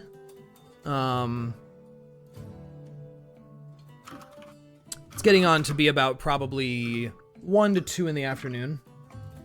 Between all of this going on, everything going on and traveling back and forth, getting to be in the afternoon, and you reconvene with each other in the inn. What else would Bud you like to have do? seen the horses at some point coming back? Or If you would be, the horses are on the northern end of town. The Lion Shield Coster is in the southwest, so you wouldn't have gone over there unless you would like to go over there. no? I don't think so. But if I see Reyka, I'd want to ask her about horses. Probably toward the evening, once she returns, because I'm assuming you spend all day, literally, there, Reyka. Oh, definitely. Oh, yeah. Yeah, who cares about talking to the people in town? You gotta go talk to Go those hang out with horses. I don't. Yeah, I get it. I get it. She's a horse girl. I get it. Horse girl, let's go. We found our party horse girl. Okay, yeah, so in the evening, when Reyka returns, you can chat with her, but at the moment you return, your friends are upstairs in their, in one of your guys' rooms. And what else? Is there anything else you guys would like to do Before what? before we move on bed? to the evening, or, you know, finish out this day of downtime? So we exhausted the notes, right? Like there was, You've there was got, nothing yep, else. you found everything in the notes. You found a book that tries to make you go crazy. That's fun. That Yeah. was fun. Bud's got a magic ring. Yeah. Okay. We didn't Druid- hear about anybody in town who was proficient with magic, did we? Not that you have seen so far. Okay. Yeah. Okay. I too would also like to trade out my leather armor for a set of leather. Sure, yeah. 40, 40 gold. 40 if you are, what's your current leather? Or your current armor is just leather? Yeah, that's leather. Yep, so you can just spend 40 gold, trade it in your armor. Okay. Is my druid craft still confused about what existence is? Yep. It is flipping between what you see. I mean, outside it looks like, yeah, it looks like a light drizzle's coming. But then it switches to blowing sideways snow and then back, and then sideways snow and back. And Wow, it's this is- really weird. It's Colorado weather. Yeah, actually. Right. um, Okay. as if there's any point where, now that it's getting on toward the afternoon, If maybe there's several of you, maybe you're near a window, just happen to be looking in the right direction, can I get just a group perception check? Yeah. Would love Why not? Let's get a big old group perception 25. check. Woo! 14. Okay. Should I even roll? No, just, yeah, everyone go ahead and roll. to. Sick. Okay. Apparently 22. Not a natural 20, but a 20. I got a natural 20. Okay. Oh, damn. Nice. Jeez. All right. Okay. I'm just reading what I have to, as you guys are, maybe you guys who are dealing with notes as you come back down in the large windows that are sort of northern facing, you're kind of maybe looking outside. Reyka, maybe you're hanging out outside with, Bean or Trot or one of the other horses that's just kind of chilling out, and you all kind of gaze off into the north, and a lot of you notice, the weather's fair. It's mostly cloudy. There's a stiff, cool breeze. There's clouds gliding in wisps off the mountain range to the south, while the lower clouds make their way over the forest to the north. And looking off to the north, you aren't certain, but those of you that rolled above a 15, which is most of you, you see a large, white-colored shape that's seemingly flying along the low levels of the cloud layer before it dips up into the clouds proper and vanishes completely from sight. Oh, a UFO? Fuck off. Those I of- didn't see it. Those of you that rolled 20 or higher, and especially the natural 20, you hear a distant echoing, which sounds kind of like the rush of wind through trees, but it's more bassy. There's reverberations of what maybe was a roar of some kind. Fucking chemtrails. Fucking Chemtrails. For those of you that rolled above a 20, you can make a nature check as well if you would like to. Oh I god. love Above 20? If you rolled above a Or- 20. this. 7. So 20 doesn't count? No, 20 counts, 20 and above. Okay, 20 or above. Yes. Okay. Would I that- can do a nature check. Would that be... Well, actually, it doesn't matter. 10. Oh, no. No? 3. Okay. Yeah. You're not quite sure what type of creature might have made that roar. But you saw something flying and then dip up into the clouds and vanish. Oh, God. Oh. Okay. That's all. If there's nothing else, evening may start coming in. Yeah. Well, I would like to go visit Thistle. Okay. But, briefly. Sure. So Rinn at some point departs your group and goes trotting her way over to Barthen's Provisions. Click clapping. Clip clapping. And you head Reyka on. will tell Bud all about all the cute horses. Yeah. We're gonna go riding. Yes. After Reyka returns and you say hi to Rinn on the way out, and Rinn heads off, and you find Thistle is sort of leaning up against the front door of Barthen's Provisions there, looking like it's getting on toward the end of her day and she's not got much left to do. And as you approach, she kind of brightens up with a smile and gives you a little wave. Yeah, I approach her and I'm like, hey, how did you see any of that action in town? We really roughed him up. Yeah, you guys did something, that's for sure. I don't know if I should be thanking you guys or I don't know. It sounds like shit heroes do in fantasy books, Well, it just kind of takes the initiative, right? You probably are pretty good at a few things. Can Yeah. put your skills to the test sometime. A few things, yeah. I mean, I want to get out of here at some point. Maybe Different. go back to one of the other towns further south, like Greenest or, I don't know, even Baldur's Gate, I guess. Yeah, why not? You ever thinking about making your way to the big city? Yeah, I mean, Waterdeep sounds a little, too cagey, and Neverwinter sounds a little too stuffy, so... I don't know, a little bit of excitement further south. I don't know. I haven't thought much about it yet. I still gotta spend a few more years out here. Well, my friends and I are probably gonna make our way out tomorrow, but it was nice spending time with you. yeah, it was nice meeting someone different for once.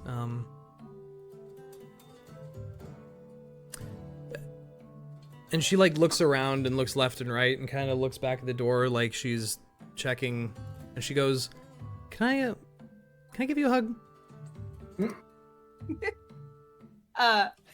Rinn blushes and she leans in and she's like, I could do you one better. And she pulls her in and gives her a little kiss on the cheek. And she just kind of freezes up a little bit and smiles and then wraps her arms around your lower back and picks you up off the ground.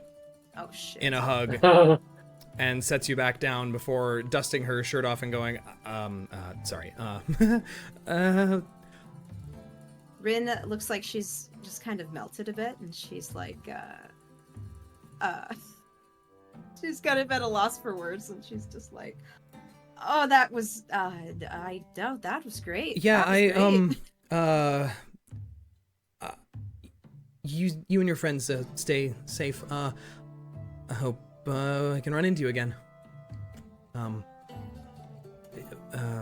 And then she just like heads toward the door and opens it and goes inside looking like she's like, oh god, oh no, oh god. She just looks really at a loss for words and very embarrassed. And she, Rinn just looks at her and goes, well, if I ever see you in another city, and she does a little hand symbol that looks like a cell phone against her ear, which nobody knows what that is. She looks at you like, what the fuck are you? What? Yeah. See you around, Rinn. And she grins before heading back inside. Great. Perfect. And you go heading back to the inn right after? Yeah, I will. As it gets on toward evening, you all reconvene at the Stonehill Inn, and the longer the evening gets, or the more into the evening gets, the more that there are people coming in, and the more it's obvious that the vibe is so much more positive than compared to 3 days ago when you got here. Whereas before everyone was kind of sullenly drinking, now as Izathar is playing a tune on the lute, there's several people in the tavern kind of chiming in the kind of just very jovial atmosphere. And the bard seems to just be eating it up. He's loves playing to a crowd. Is there anything else you'd like to do throughout the evening? Of course, Reyka shares her wonderful experience with the horses with Bud. Wonderful. What are their names? All right, get Time this. for a There's quiz. this big, beautiful one. His name is Anchor. I love him. Anchor. He's a sweetie. And there's Trevor. He's a bit feisty, but you just get under the soft surface. And we got Sunder and Trot, Freckles and Bean, and then there's Rival. Yeah, Ooh, I'm gonna befriend him someday. why's he got that name? Well, it wasn't explained to me, but I can only guess because he's got a little sass in his pants, and like, he's not easy to make friends with. But I was assured that given him time, he'll soften. That's really all you gotta do with animals. Now she said handled- that she was gonna give me 6 horses, or give us 6 horses, but she named 7, so I'm not sure if we're getting 7 or if we have to leave one behind. She did imply that you would have to choose 6 of the 7. Right, we'll have to pick which one. Oh no, Axikor ran away. Oh, yeah. It got really quiet for a moment. That was honestly perfect. It's like, oh no. Yeah, is there anything else you guys would like to do before we finish out this day? I'm gonna let Rinn know when she comes back that remind me of the context. We got the money, something to do with finding stuff in a cave. Yes, so Bud informs you all, and specifically Rinn, that Linen had sent some people to the cave that you had cleared out on your way in to validate your claims that you'd found some stuff of hers there, and that she was going to pay you guys out, and that she was wanting to apologize to you all, in case she didn't see you, for being kind of an ass on your first visit. Wow, to be honest, I wasn't expecting her to apologize. That's pretty big of her. Well, we did everyone a big favor, so maybe she, I don't know, felt a little bad about it. I guess so. Oh, good on her then. And really the only other thing I guess I'll say for like before, like when the evening ends, it's like we'll look at the ring Okay. together, but not yet. Also, I forgot about something. Yeah, what's up? Forgot. We had a quest, potential quest to turn in some of the papers to the lady at the Fandolin Yes. Miners Exchange. I was Yes, actually debating that. That is up to you guys whether you want to do that or not. It's Zentarum bullshit, right? Basically, they want the Zentarum shit. She had specified any and all ledgers, transactions, anything having to do with moving of goods. She wants to see it. So basically, yeah, the Zentarum shit. She Yep. probably is. Did we? Okay, weird question. Now that we've seen the symbol, did we see any of those symbols anywhere while we were in there? Like, do we recall anything? Not that you could see. Okay, that's fair. Do we want to do that though? Well, yeah, I guess the debate being is, do we want to? I mean, those ledgers didn't seem to be about metals, but more about magic items and slaves. She did offer What you did, 100 gold for them. 100 gold. Gold is gold. It's gold, it's gold. It is just information, and there is nothing of any real interest or no details on there. So there's It's not like they need. Yeah, it's not like we need to share the other fucked up shit we found. Just it's just papers. It's entire. Right. I'm just thinking what damage could the information on there be, and I don't think there's much because without a destination or an origin, you don't really know who to talk to continue the trade. Yeah. Thava's cool with patching that in potentially. Could be worth also showing to Sildar too before we make a decision. And Sildar, you guys have not seen throughout the day beyond the Town Master Hall. He seems very dedicated to what he's doing there. You really want to show it to Sildar? He's gonna just take it. Well, I'm not gonna get paid. Well, why do you think I have a copy? Wait. Oh, that's right. You got the TLDR. Yep. Written down. Yeah. I had not TLDR. I had the whole thing. Like written 1 to down. 1. They're not really hard to copy down. Okay, per se. so it's not that. It wasn't that much. No. Then. Yeah. Okay, gotcha. No, Okay. I wrote down the entire thing, so Yep. we could give Double the dip. originals to the Miners Exchange and then show Sildar the copy. Yeah, we double dip. Why not? Yeah, sure. That sounds good to me. I guess one question is do we want to potential? I don't know. Like I got a shifty vibe from the Miners Exchange lady. Kind of worried that she's gonna try and run a black market operation out of there. She didn't give me the vibe that she was going to, get involved in the slave trade, though. That is true. That is true. So who are the Zentarum? Do we know the people that didn't recognize the symbols? Do we even know? Like, we just know basics. Synas was able to ID them, right? Synas figured it out. And if he shared with the party, then... Yeah, he would have, definitely. Yeah. You guys would know that they are basically underground black market mercenaries who do all sorts of stuff. But none of you are really of the trade where you would be maybe super focused on the history of the Zentarum. Mm-hmm. Just that they are a bit interesting, willing to do whatever for money, but also have a very mysterious hierarchy above like the basic guys kind of thing. It's a little strange that Synas knows so much about them. Little strange, if you ask me. You end up seeing a lot when you've traveled for quite a few years. No, fair enough. So do you guys make your way back down to the Miners Exchange at some point in the early evening? Sure. Actually, who was the original people that went there? I know I was one of the people that went there. Was there anyone else? I know Synas was. I was there, yeah, if I remember right. I think it was Thava Synas Bud that went there. Was it Bud? No. Or maybe it was Rinn. I'm not sure. You all can go together as a group if you want. Rinn, Reyka? I don't know. Yeah. Sure.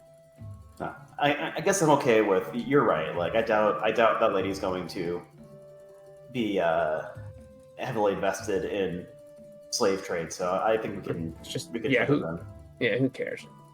I will make a second copy of the ledgers to give to Sildar though. Sure. Yeah, you can make the copy of your copy basically while everyone is taking the originals. Yeah. Because it does take a little bit of time. to write it all down. So whoever wants to go to the Miners Exchange can, and you're greeted by the tall elven woman with the half-shaven, long on one side, shaven on the other hairstyle. She goes, well, look what we have here. Did you think about my offer? Thought about it.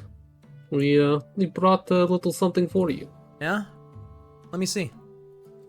Thava will slide the papers over. She takes them and opens them up and kind of raises her brows a little bit as she looks over them. And nods a little bit and goes, huh. Wow. Zents, huh? That's interesting. Huh. Very interesting. And she looks at you with just that piercing gaze and goes,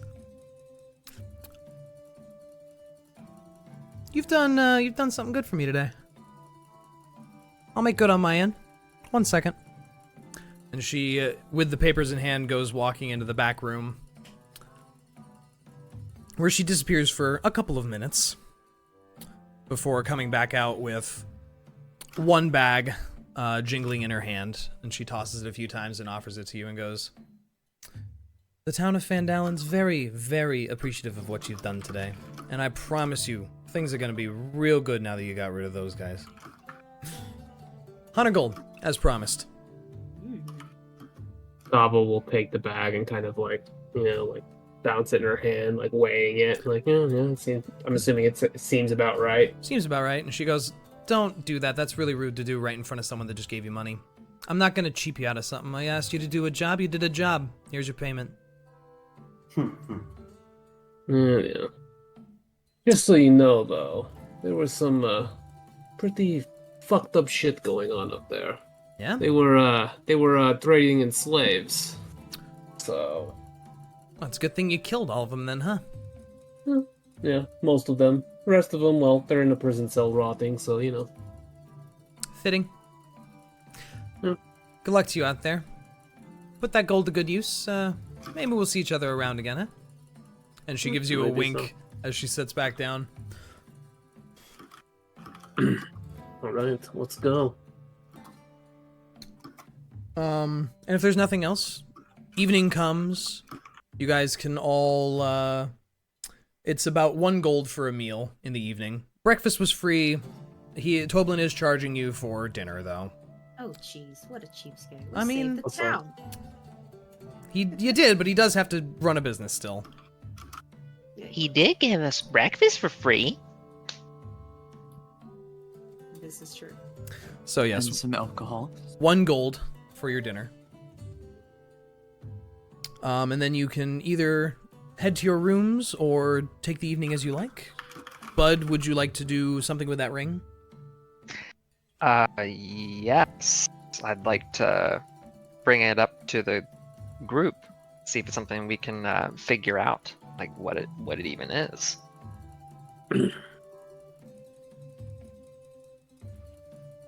Those of you that are familiar with magical items, as Synas did identify this as having a magical aura of some kind while you were down in the manor, you do know that you learn all the properties of a magical item by attuning to it over 1 hour during the course of a short rest. Or you can use the Identify spell to learn about it. Does anyone have the identify spell? No. I don't think so. I wish. Hey, bud, stick it on your finger and see what happens. What do y'all think? Should I put it on? Oh, it doesn't look evil. Can I do like a little Arcana check real quick, just Sure. to make sure it's not? Yeah, sure, hit me with an Arcana check. That would be great. Oh, it was almost an 18. 9. 9. Pretty shiny. Definitely had a magical aura to it. Didn't tell you a school, but it didn't seem threatening. Doesn't look threatening. Seems okay. Vision +4. You're letting me down. So do you Seems okay to me. put on the ring and spend an hour attuning to it? Yes, but it's gonna be like, I'm kind of nervous putting this on. Just make sure Little you bit quick save kinda before scary. you. No. There's no quick saves here. There's only auto saves. Quick save, reload.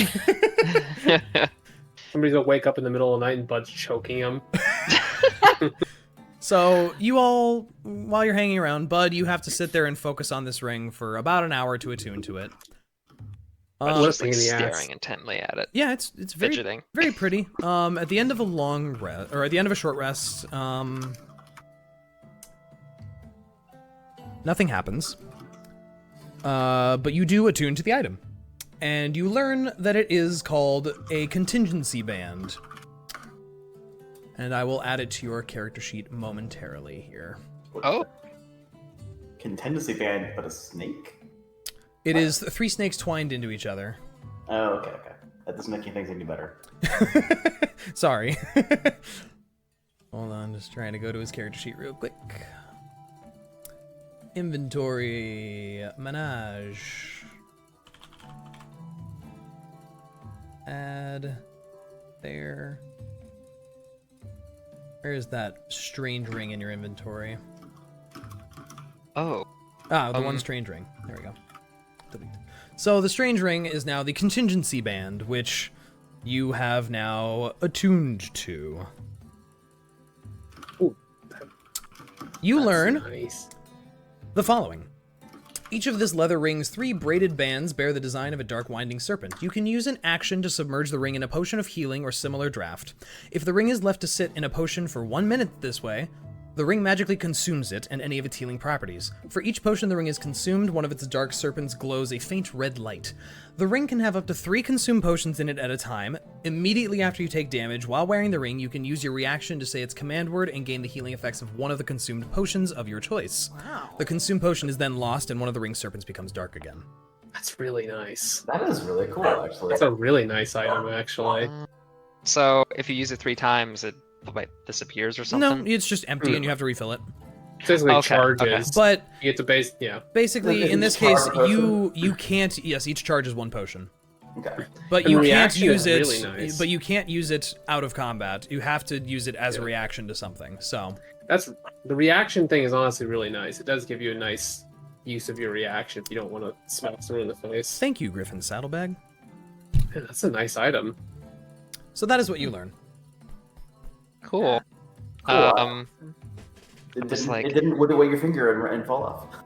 Yeah, I just like it just popped in my head what it does. I don't know how that happened.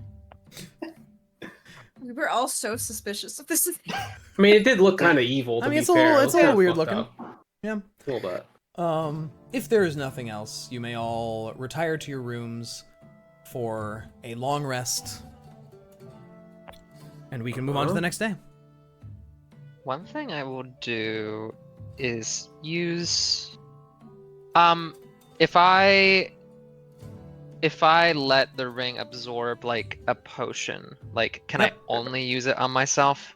Correct. It's Okay. whoever is wearing the ring can use it on themselves when they take damage. Okay.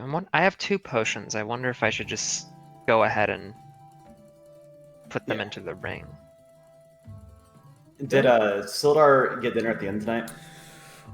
He has not appeared at the inn Okay. at all this evening, and it's getting on toward like 8, 9 in the evening. Mm-hmm. And you've not seen him. Then after dinner, I'll probably wander over to the Town Master's Hall, I guess? Oh man. Yeah. As you get there, it's dark, barely any street torches on. The front door is locked. Where the hell is Sildar? You do see some maybe low candle lights on inside through the windows, but you can't really. They're not like street level windows. They're about 10 feet up.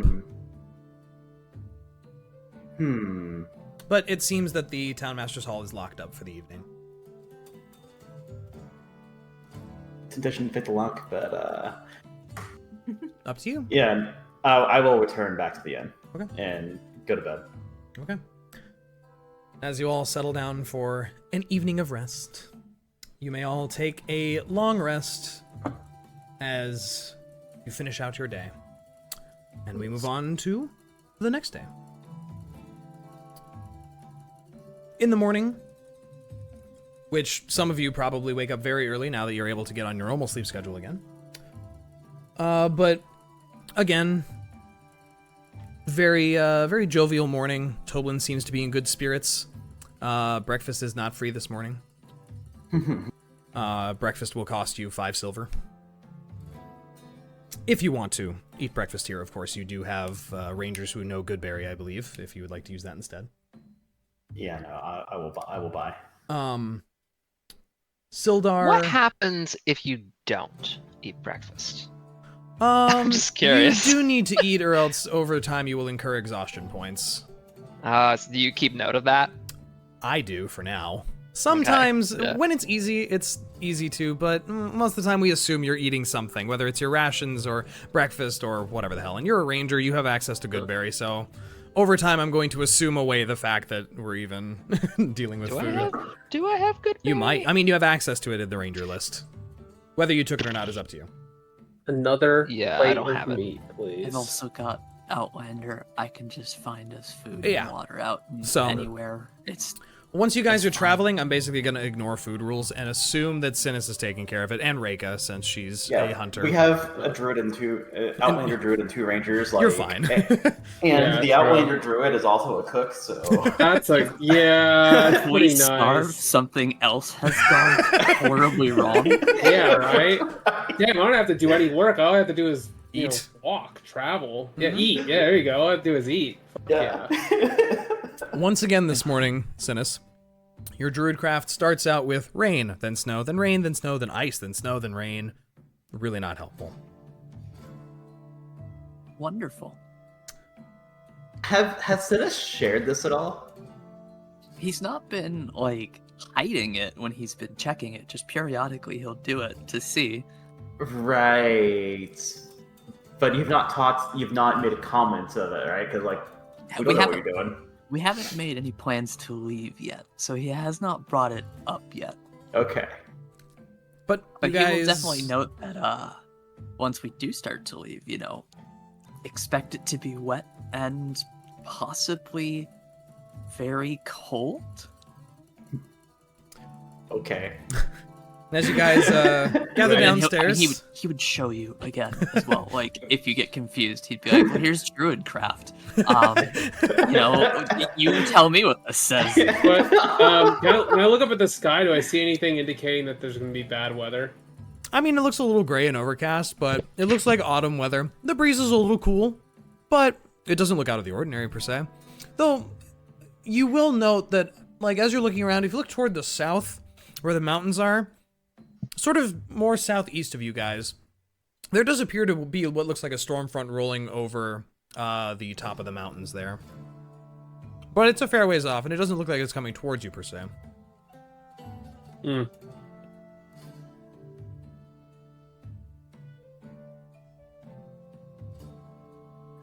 Okay. So Niah will keep an eye out for Sildar in the morning. Yep. Unless you're up really early, you will not catch him. And I'm Interesting. assuming no signs of the Monster Hunter guy. You have not seen him, and if you check in with Izuthar, he just says same thing. Haven't seen him. All right. Well, Well, shit. Niah will not have woken up early. Mm-hmm. Um, Soldar's And a while 6 a.m. guy, so and while eating breakfast, we'll ask the innkeeper if he has seen him. yeah. No, Sildar, he grabbed breakfast and went to the town master hall. He looks pretty serious, pretty busy by the looks of it. Yeah, I don't know. He just seems like he's working. Okay. And with the wave, Niah will head over to the town master's hall. Okay. You find that it is unlocked now. And coming inside, you see Sildar has appropriated the desk that you saw Harbin at before for himself and is working on writing something when you come in and is handing off a sealed envelope or like a little scroll thing off to this younger half-elf looking fellow in a green and white tunic who goes past you without paying you any mind afterwards and heads running out the door to a horse that is tied up just down the road a little bit. And then he looks up to you and goes, "Ah, good morning, Niah. So the desk suits you. I wish it didn't. What can I do for you this morning?" There was one more piece of information we gathered from the manor after we went through it that you might find interesting. Oh, yes. And she pulls out a copy of the manifest. Oh. And he takes it from you, looks it over and goes, "Oh, Zentarum. That's most unfortunate. Anywhere that you see Zentarum getting involved, usually someone's paid them a lot of money to make a lot of problems. At least in my experience." I am worried of what Gunnar got us himself involved into. This is too many big players. Well, technically, if he is, as he said, found this Wave Echo Cave, he could be the source of one of the biggest finds in economical shift in the last 100 years in Faerun. So, does not surprise me that the Zentarum would be interested. I guess there's some weight to what he found if there's this much interest in what he's doing. And most people don't get kidnapped for some basic gold mine in the hills. So, Yeah. Are you heading off today? If I have any say in the matter. Well, I wish you best of luck. I will continue to support you all from here, but I will unfortunately be turning most of my attention to the town. I have already sent off several notices that the town is now safe and that more individuals should come and set up shops or set up prospecting groups here. Perhaps a little diversity would do well here. I'm sure the town will do well under your leadership. At least for a month or two before I get called back. Mm-hmm. I'm sure by then you'll have found a replacement. We can. Well, Sladar, it was great. It was great working with you in this matter. Likewise. You and yours, stay safe. I Mhm. see great potential in all of you. That's the kindest thing I've heard in quite a long time. Well, kindness is something that is a bit of a commodity. Alright, and with a jaunty wave, Niah will head out and return to the inn. He nods slowly at you and waves in return before returning to his work. But the day is yours. It is the morning, sometime between probably 9 and 10 a.m. as you all finally come together. What would you all like to do? I don't know. I guess we make our way for Cragmar Castle. I second that. And Droop, kind of peeking around Synas' leg, goes, so... do I have to lead you now? Is that what we're doing? You still feeling up for it? Oh, I guess, sure. Yeah, it'll be fine, yeah.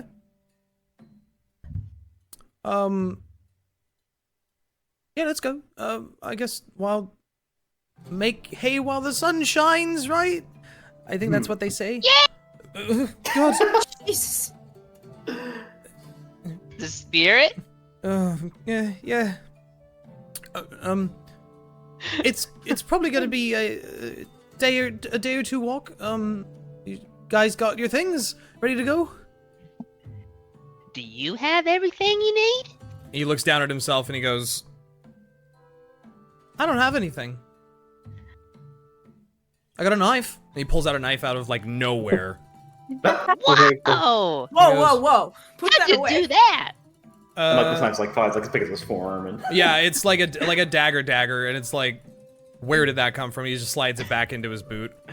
And he just shrugs and goes, sorry, yeah, let's get going. Are you guys, up for walking?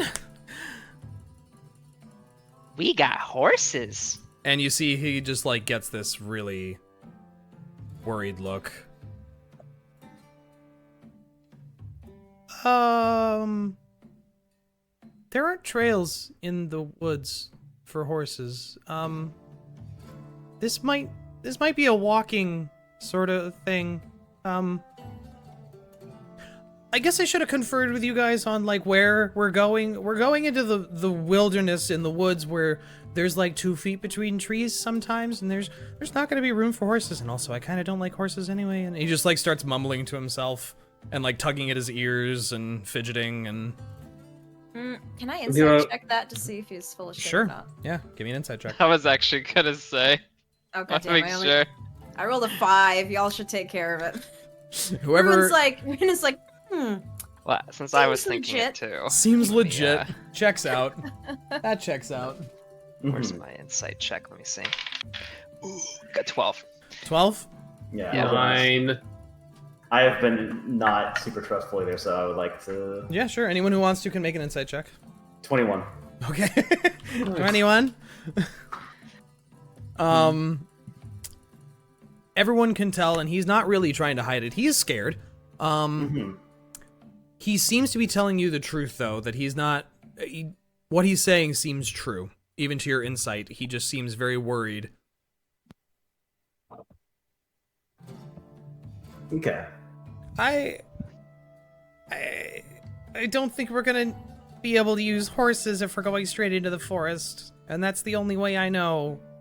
So, And what direction will we be going into the forest?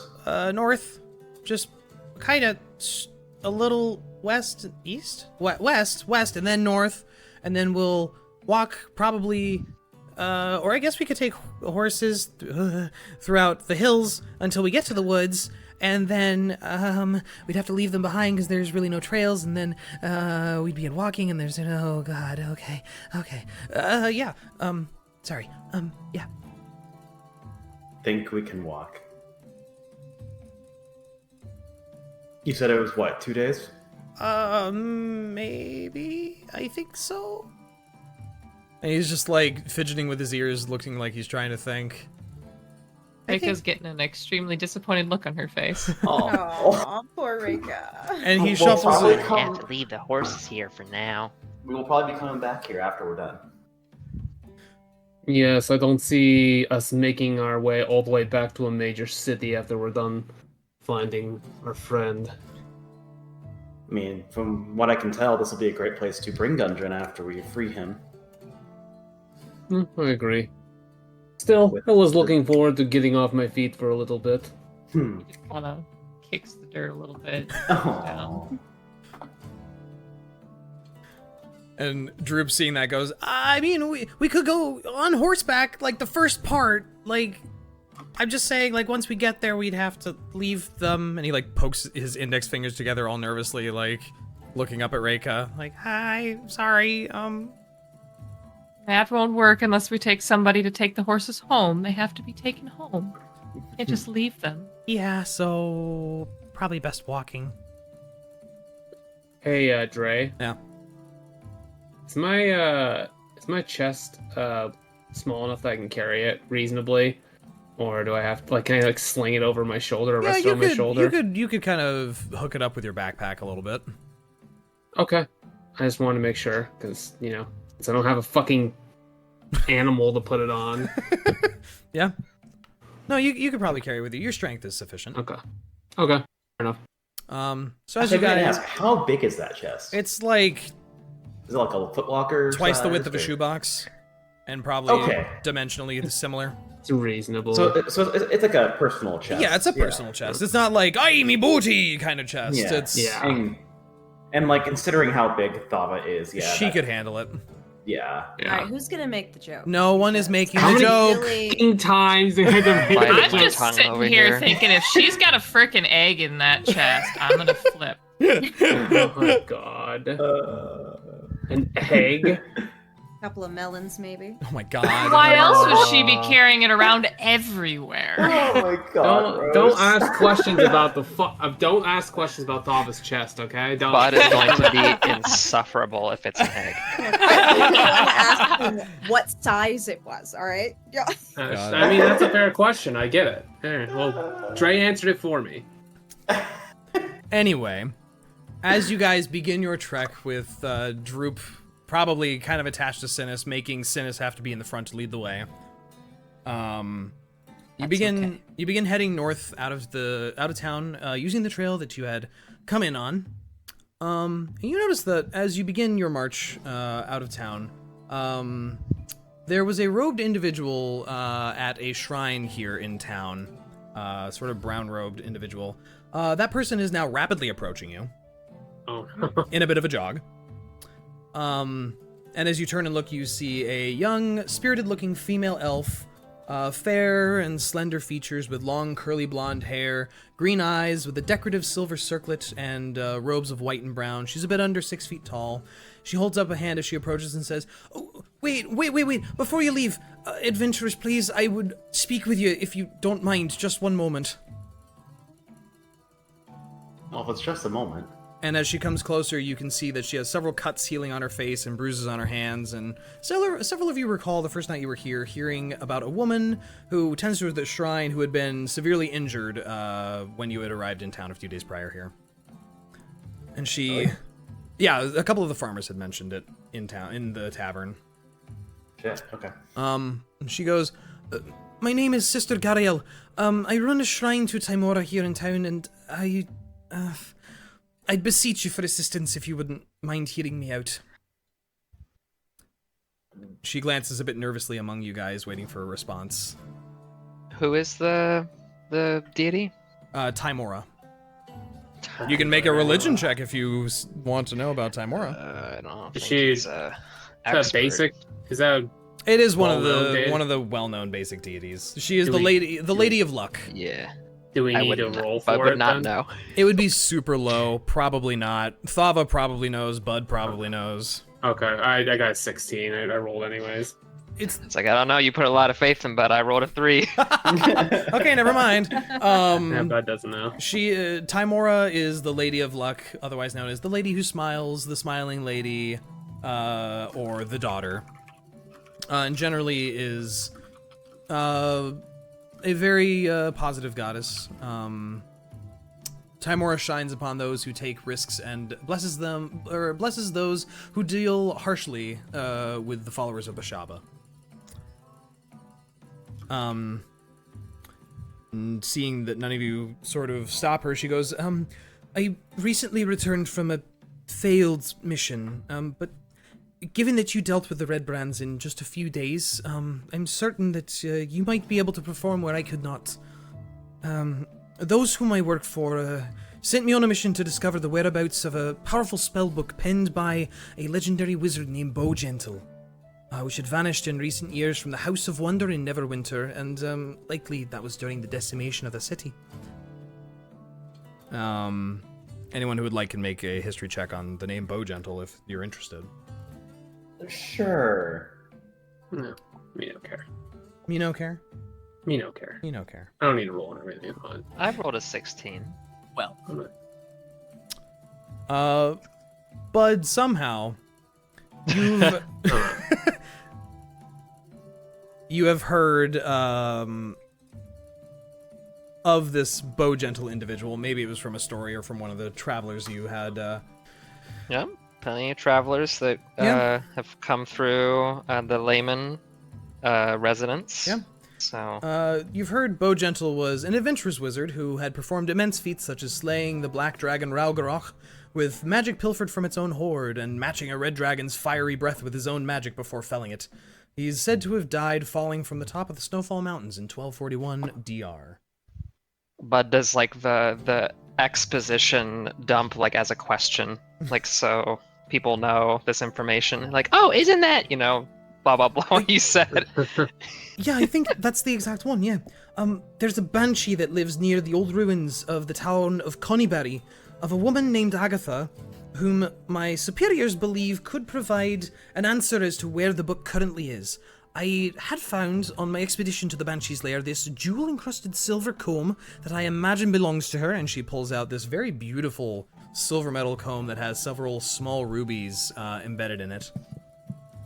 And she looks at all of you and says, "Please, if you could take this comb and try to do what I could not and return with an answer, I could give you 4 healing potions perhaps as a payment. This book is very powerful and the magic within it could be misused. It belongs in a library or a museum." I really don't hope this is what I think it is. And she just kind of looks at you pleadingly. ooh, exactly how are long you ca- looking for? Say that again, You Synas? just he would ask who she's been working for.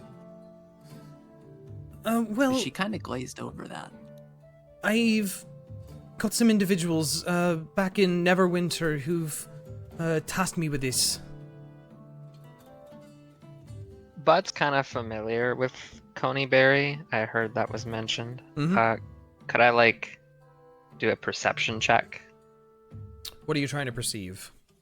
Her intentions. That would be more of an insight She's- check.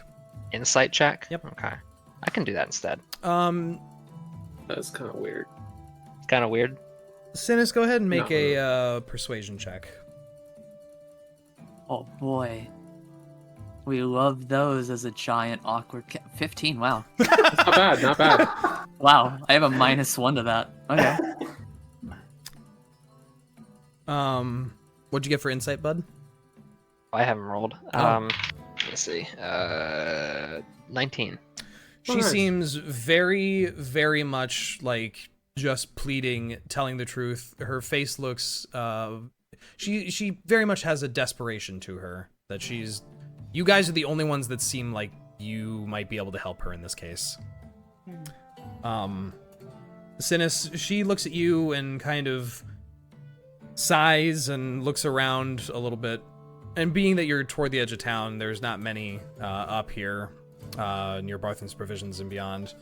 And she reaches into her robe and she pulls out a small pin with a crescent moon and a harp overlaid on it. Oh. Ah, Oh. that makes more sense. Before she quickly tucks it back into her robe. Did anyone else see that? Or just Synas? Oh, all of you would see it. She's Do we? standing. Does anyone recognize that? Dre, would my character recognize that? What do you I think? can tell you mine would not. Niah would not. Bud, Thava, Synas, Rinn, make a history check for me. Okay.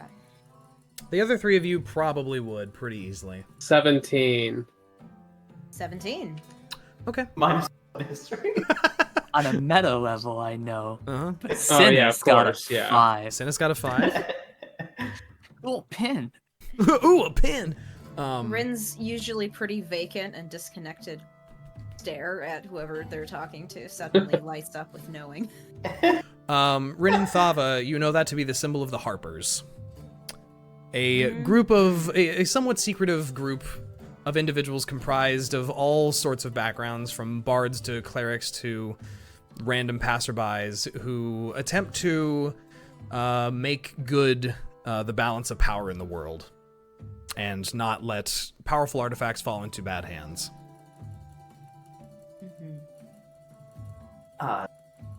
So can this? We are on our way to save our friend who's been kidnapped by. It's not urgent. The Banshee's not going anywhere. There's no one else I can turn to, and I asked the monster hunter lad, and he doesn't care at all. Thava suddenly kind of perks up at hearing that. Days ago. Okay, never mind. We will likely be returning this way once we've completed our own mission. If so, we will come. We'll come seek you out. Absolutely. Will you I'll still be here. at the shrine? Yes, I do run the shrine here. Yes. Okay. We can try. We will come try and find you once we return. Thank you so much. And she just kind of fidgets a little bit and bows her head a little bit and turns to go jogging off to leave you all.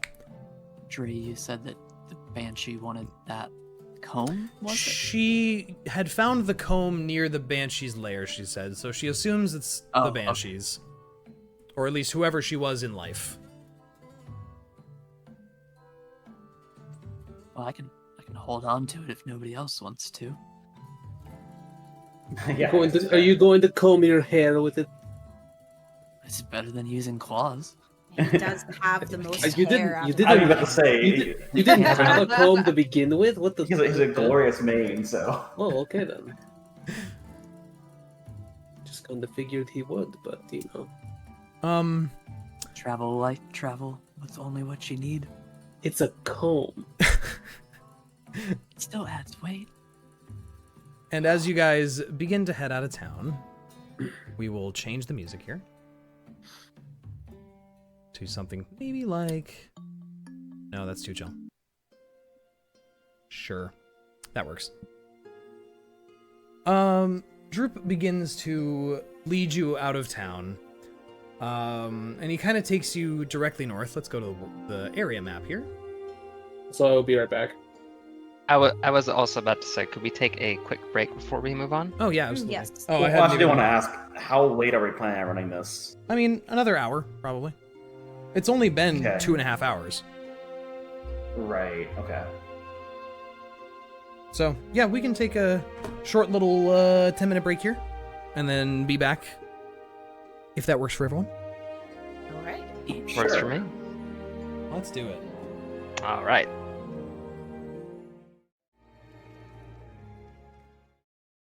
Okay, we are back to it. Alrighty, so... Who would like to give me a d20 roll? 4. For your travel for the first day, heading north out of Fandalen. I think it should be one of the Outlander characters. One of the what characters? It has no Sorry. bearing on skills, it's just a d20 roll. Mhm. For a table. I'll roll a d20. Okay, roll a d20 for me. 18. 18. Okay. We picked the right person. Cool. It almost landed on the 4, and I was like, no. I mean, you don't know if high or low is good or bad, so... It's true. It's true. That's why Druid Craft wasn't working. He's picking off a fucking table. Right, this isn't golf. This is D&D. You can't say you don't know if high or low was good. I said it's rolling off of a table. I never said what the table does. Floor dice I don't hear count. ya. Floor dice don't count. So as you guys set out on your path, a storm begins to blow in from the south, bringing with it very cool winds and a light, very Whoa. cold rain, So cool. which begins to pour down over you as you begin to head north with Droop and Synas out front. The weather is fair. The scenery is very much just rolling hills and meadows. Oh, I'm on the wrong layer. Whoops. Yep. I did mark Coneyberry on your maps because Bud knows exactly where that town is. Thanks, bud. You're most welcome. And you travel up along the trail. As you get to the T intersection at the trail, Droop kind of points up further north. North? North. we going Ew, north. we're going north. God damn it. He points north toward just the absolute overgrown bushes and hillsides, and just beckons you all to follow him. Like, all right, it's just a straight line from here up all the way to the forest, and then that'll probably be day 1, I would imagine. Yeah, all right, let's go. And he kind of jogs out ahead. As you've all have been traveling with him, the further you get away from town, the more relaxed Droop seems. He still seems nervous, but he seems more at home in the wilds. But Would he anyone doesn't like to... horses. He doesn't like horses. Would anyone like to make a perception check as you guys are traveling along? I assume at a normal pace, or would you like to travel fast, slow, normal pace? I would think Normal. normal. Perception of 19. 19, okay. 11. Very good. Okay. Wow, MVP, Reyka. Oh, I got a +6, man. Reyka's very good at perceiving. So as you guys begin to head north, you start to crest some very tall hills. This is a very rolling countryside area, and where certain bushes and things break, you find clearings and not necessarily trails, but pathways that wind and wend between different patches of thistling and light forested areas. Reyka, as you guys are all traveling, you look off to the east. Something kind of catches your eye off in the distance. A way up the trail, further out to the east, but because you're on top of a larger hill, you can see a large white shape dive out of the clouds and swoop down behind some of the hills and vanish. Very many tens of miles away from you, but with a perception of 19, you see this happen. And as you stare in that direction, walking with the group, it's probably 10, 15 minutes before you see the same shape blisteringly fast swoop up and away and back into the clouds again. And even at this distance, it seems fairly large, whatever it is. But it doesn't seem anywhere near you guys. But otherwise... Did you just see that? What? That big ass thing. Did you see that? Can you describe what it looks like? You have no idea how little that narrows it down. It was big. It was It was white. ass. It was thin, yes. It was big ass. It was flying, and it went up into the clouds. You You didn't Can see I- that? Can I roll for that, Dre? Make a nature check for me.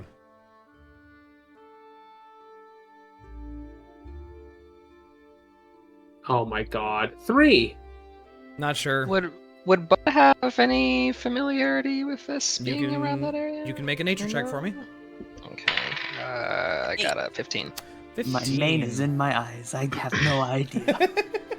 On a 15, you aren't quite sure, but what she's describing could be... I mean, there's not many very large white flying animals. So the first thing your mind goes to... Maybe dragon? Maybe. Not sure, though. Would there be any like rumors of dragons in the area? I mean, You know that yeah. the monster hunter had said he was looking for dragons that were reported to be in the area. Yep. Sounds like it Thava's- may have been a dragon. Can't think of Tha- anything else that'd be up there. Thava just kind of like turns and looks. Really? Well, so you said it was to the east, right? Yeah. Oh, that monster hunter was over there looking for dragons. I think it's really Oh, we're excited going to be- have. There might be a Mm. dragon. I really hope he doesn't kill it before we get back, because I would really like to go on a dragon hunt with them.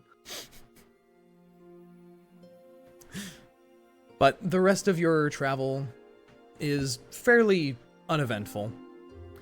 Animals don't really seem to bother you guys. There's plenty of deer and other creatures about, but you seem very unprovoked as you head north.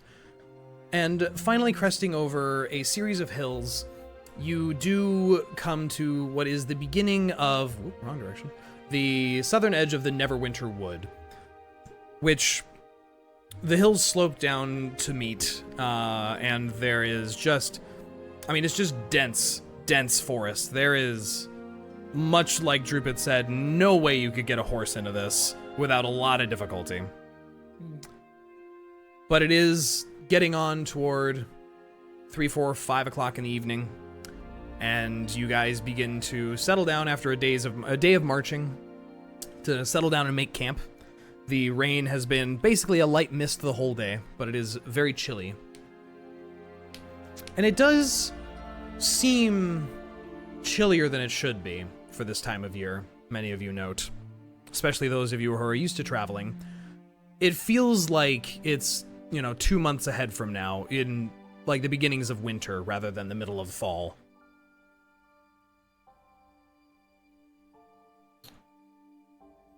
Been in these woods plenty of times hunting, but not this far west. So cold. But if there's nothing else you guys would like to do, this evening you settle down to camp. Reyka or Synas can hunt and get some food for the group, and you have a nice basic meal as you camp for the night. And if you guys would like to set up watches throughout the night, you are more than welcome to.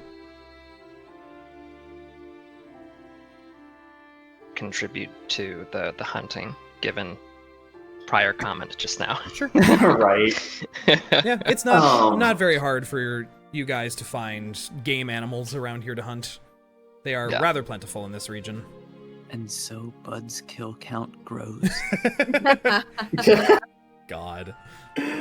Oh no.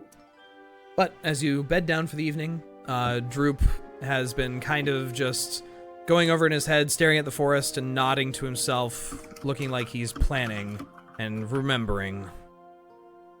Who would like to take first watch? I would, because I don't want to be the late night watch as a human. Okay. I am going to help Niah because I can't do that on my own. Okay. So. Make a Niah and Rinn will take first watch. Niah, make your perception check at advantage. Okay. Da, da, da.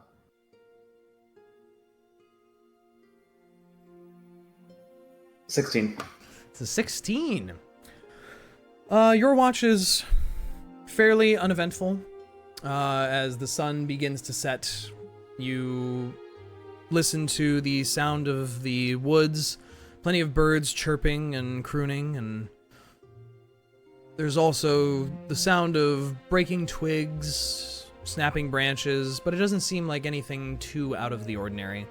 You do notice, not too far away from your camp, maybe 200 feet or so, there's, off of some of the tops of the trees, there appear to be almost sort of gossamery, silky threads waving in the wind.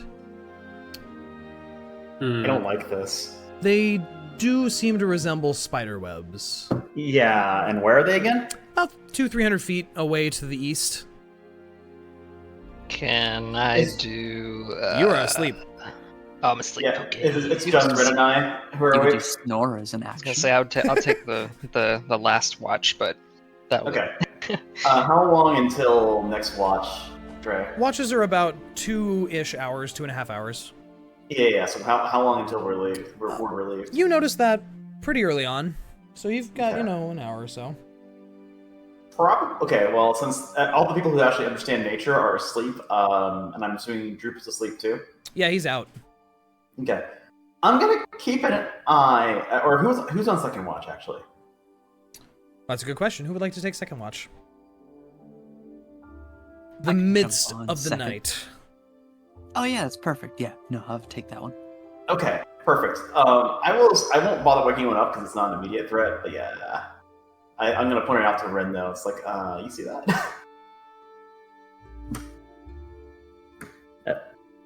Rinn? I'm sorry, what? This is exactly how it would go. Yeah, you see that over there? The threads? It's like, huh? Huh? It's a little dark, and I'm not sure if I see what you mean.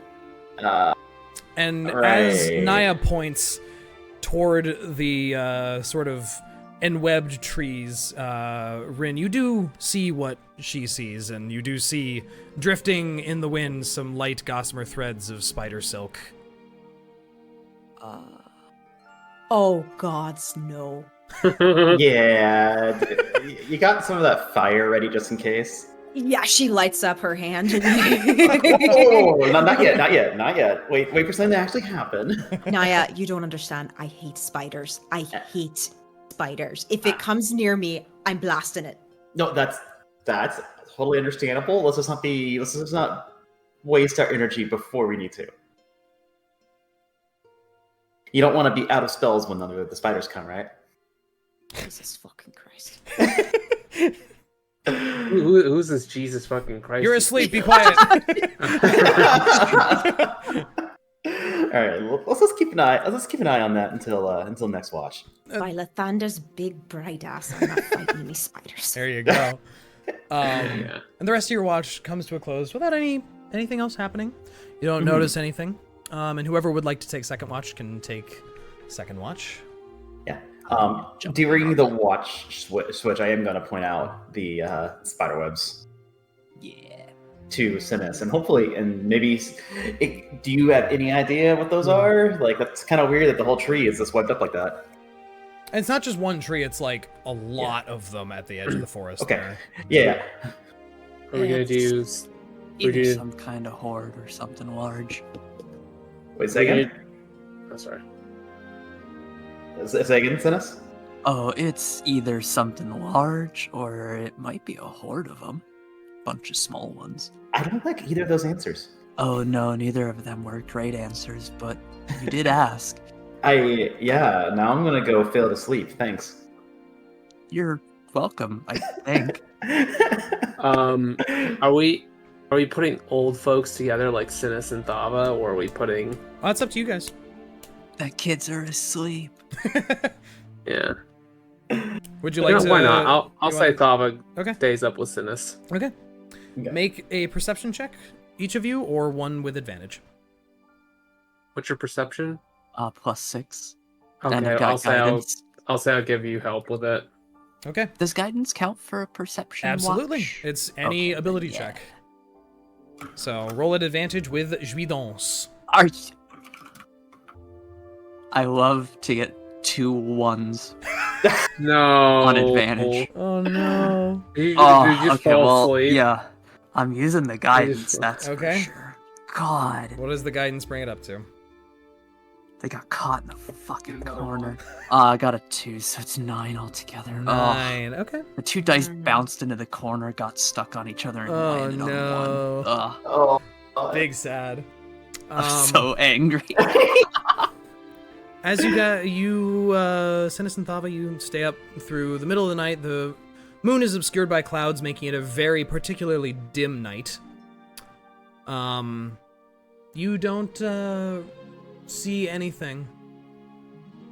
Yeah. Really. It's just sleeping sounds of nature, the rustle of trees and leaves in the breeze, and you and your companion watching carefully into the night, but nothing appears to happen.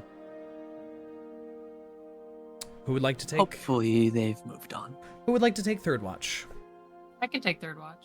Okay. I will also do that with Reyka. Perfect.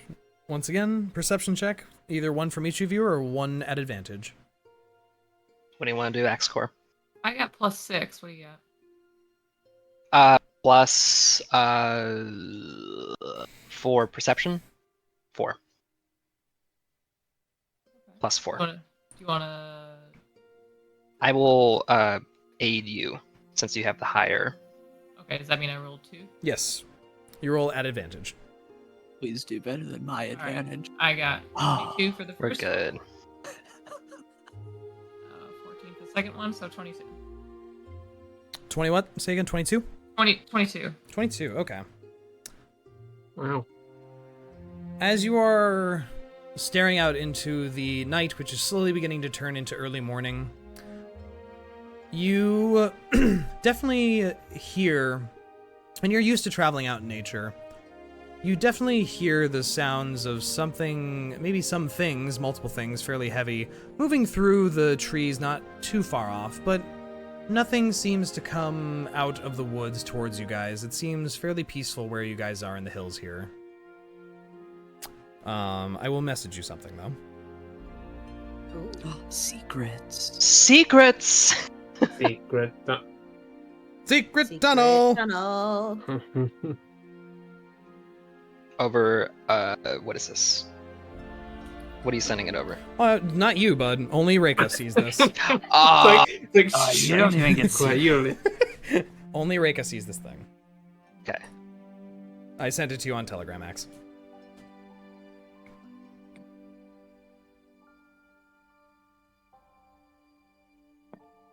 But the rest of your watch goes without any issue. And Can I do a little like thing Sure. What do you during want? the watch?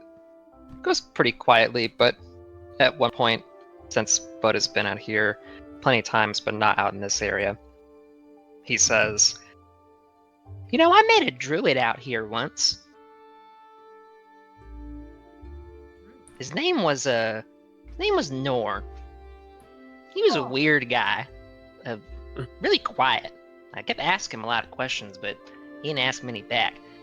But I wonder where he is now." What was that? Did you say who's that? I said, how long ago was that?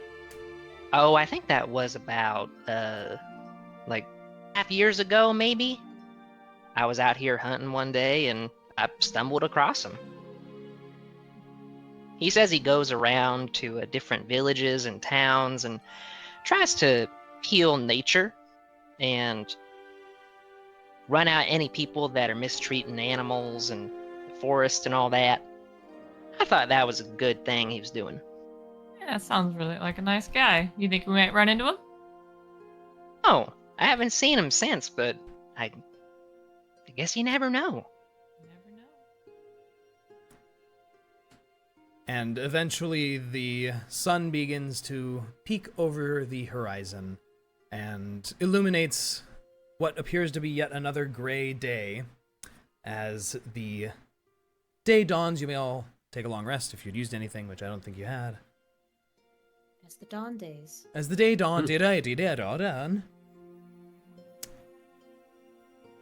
and Droop hops up as you guys are having breakfast and kind of stretches a little bit and goes, "Okay, so there should be a trail that I should be able to find because the goblins always leave markers that we can always find, and we'll follow that. That should lead us right to the castle. We're going in those woods? We're going straight in those woods." Is it going to be... There was a lot of commotion in those woods last night that I heard. Are they safe in there? It's fine. I mean, it's as safe as any other untamed wilderness. It's fine.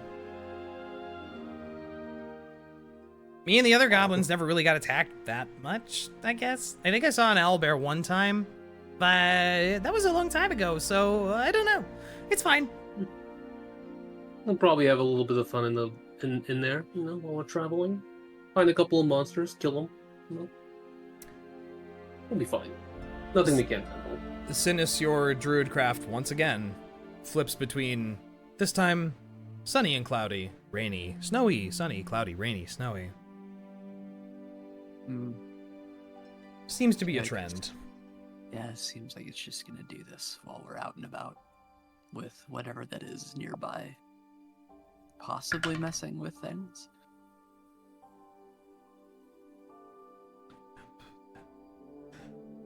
And after you guys have had breakfast in whatever way you have it, whether it is rations or probably something that was caught by one of your many outdoorsy related friends. Right. You begin into the dense woods of the Neverwinter Forest.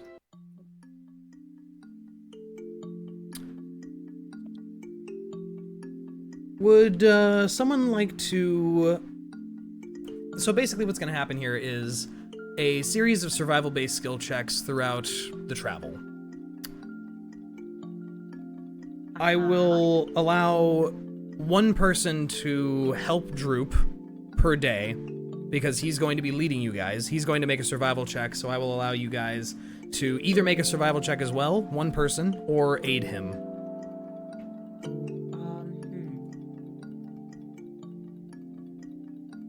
But it is up to you. I don't know if anyone's great at survival. I'm not, so I have a aid. +4. I have a +4. I got a +6. I'm not particularly good at survival, so. Well, you survived this long. At the wilderness survival aspect. So, Synas, would you like to give Droop advantage, or would you like to do your own survival check to try and guide your companions through these woods? Do I trust this digital dice? Do you trust it? I'm gonna roll it myself, but I'm gonna give myself guidance. Okay. Come on, D&D Beyond, don't screw me. Oh.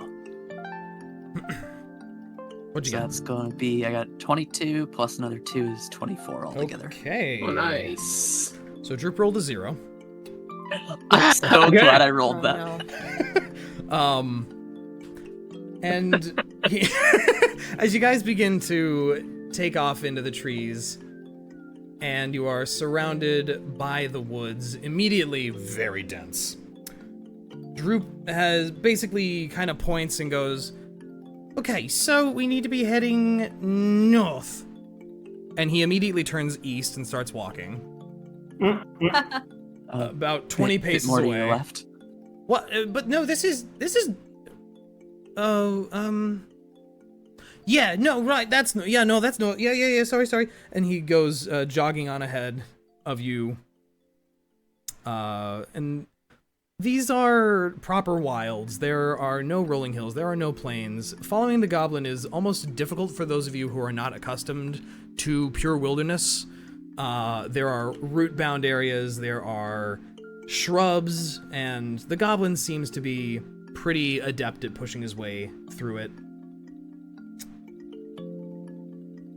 And you continue on for a while in roughly north, though Droop didn't quite go all the way north that you can tell, Synas. He's kind of zigzagging a little northeast. I'm gonna try and keep him on track as much as I can with that 24. And you do a pretty dang good job, because he meanders east a bit, and then you guide him back. And you kind of cruise. It's the alcohol, man. Still in his system 2 days later. He's a small guy. And as you're cruising along, the trees overhead sway with the breeze as you walk miles into this forest. If anyone would like to make a perception check as you guys are traveling along. I'll help someone make a perception check. I will roll. Roll at advantage. With advantage. Okay. Because Rinn is going to help. I don't know how you help them Rolls perceive, but 13. I cup her ears. So, I rolled 13. a 17 altogether. 13 and a 17? Okay. Okay. As you guys are wandering along, Reyka and Synas both, you do hear sort of the scampering of rabbits in the brush and birds flying overhead, but there are some heavier thumps that seem to be trailing your party as you continue along through the first half leading into the second half of your day that don't sound quite like animal. They're staying at a distance, but they seem more than 4 legs, kind of, and then every once in a while you hear throughout the woods. But you continue on. It doesn't seem like anything occurs. And can I get someone to roll me a d12? Sure. And let me know the result. 5. 5, okay. Okay. As you are working your way through, hour after hour goes by. Some of you are getting leaves caught in your hair, in your clothes. There's thorn bushes here and there. But you get, about here or so. Though, to be fair, it is hard to tell how far into this forest you are, as it is just dense and there are no landmarks around. You eventually break out into a large clearing. And Droop stumbles and stops and goes, I don't remember. And he points as the rest of you sort of emerge from the forest line. And there is a very large, rough-hewn stone, kind of like an obelisk, but more like Stonehenge-y obelisk sort of thing, rounded at the top, standing about 20 feet tall in this large clearing. And it is surrounded by different flowers at its base. Would Droop, is this the start of the castle?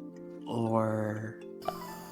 No, I've never seen this before. I don't know what that is. But he does start walking towards it very curiously. What would you guys like to do? Do I detect... I'm going to use Detect Good and Evil. Okay. As you send out that pulse. Let me look real quick. Also detect if it's under the effect of the hollow spell. Right, hollow or consecrated or desecrated. Yeah. As you send out a ping into this clearing, and this clearing is roughly 30 feet, and it almost looks like a perfect circle.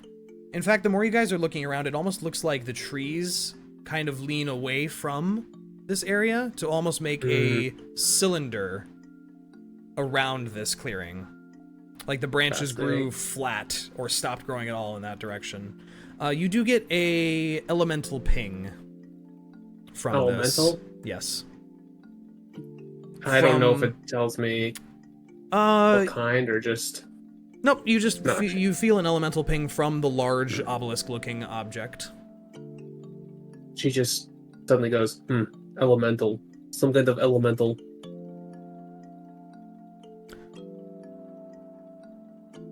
And as Droop walks 5 feet, 10 feet, 15 feet closer to this object, there's a shifting in the flowers. Oh, that are we literally just letting him walk up? I'm just telling you what's happening. You're allowed to react to whenever you want. Yeah, no. I'll stay 10 feet back from him. You said there is shifting in the flowers? It looks like shifting that is not due to the breeze, as the breeze is kind of blowing all the trees kind of to the right, and this is like swirling in a circle around the base of this obelisk. Yeah, I call out to Droop. Look out.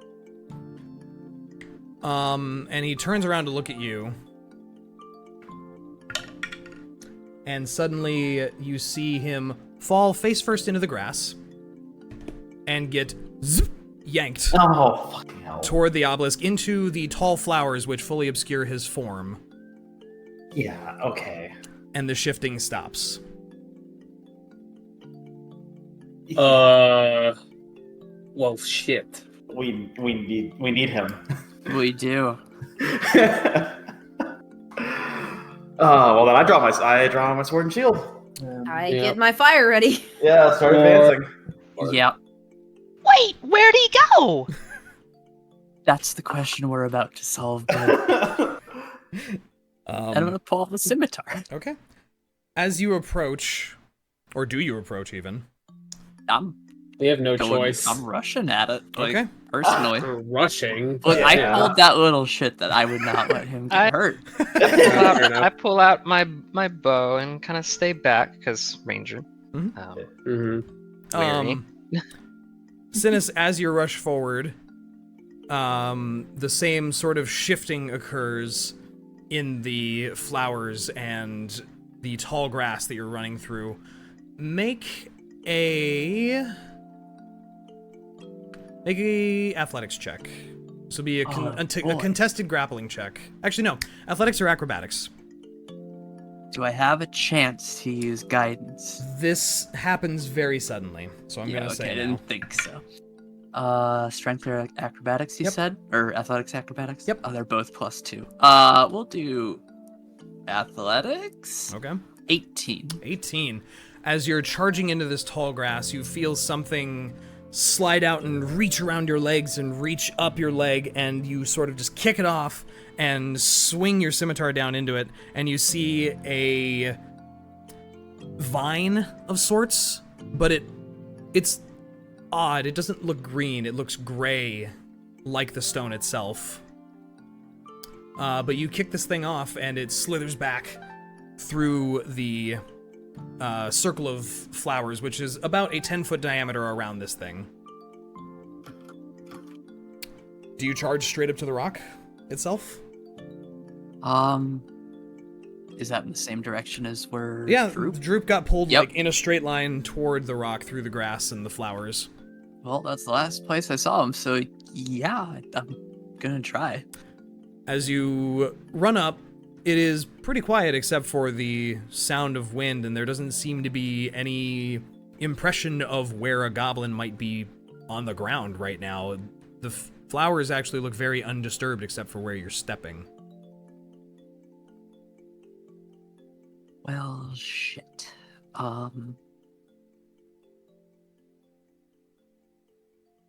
And anyone else, if you're charging up, if you're right coming behind within 10 feet, you do need to make a contested grapple check for me. Either roll athletics or acrobatics and let me know. No, I'll be right behind Synas. Okay. So my acrobatics would be a 25 with a natural 20. Okay, that 11.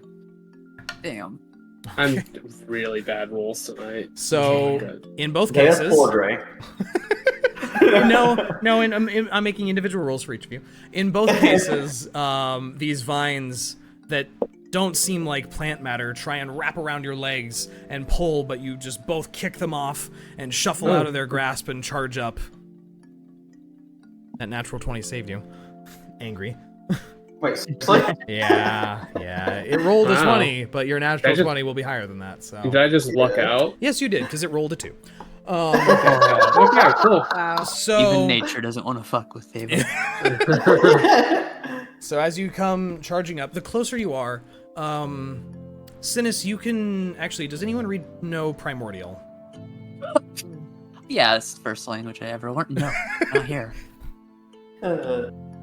I can't read Primordial. Okay, there is a mix of odd-shaped runes along the outside of this obelisk, and as you guys are sort of looking it over, there is a shifting throughout the stone of cracks sort of running through the surface, and at the very top of this 20-foot tall rock obelisk, you see cracking open 2 empty eye sockets as the whole thing sort of bends forward and looks down at you all. And it looks like the head of a snake as the rock breaks and juts and twists and kind of glares down at all of you. And you hear a gravelly,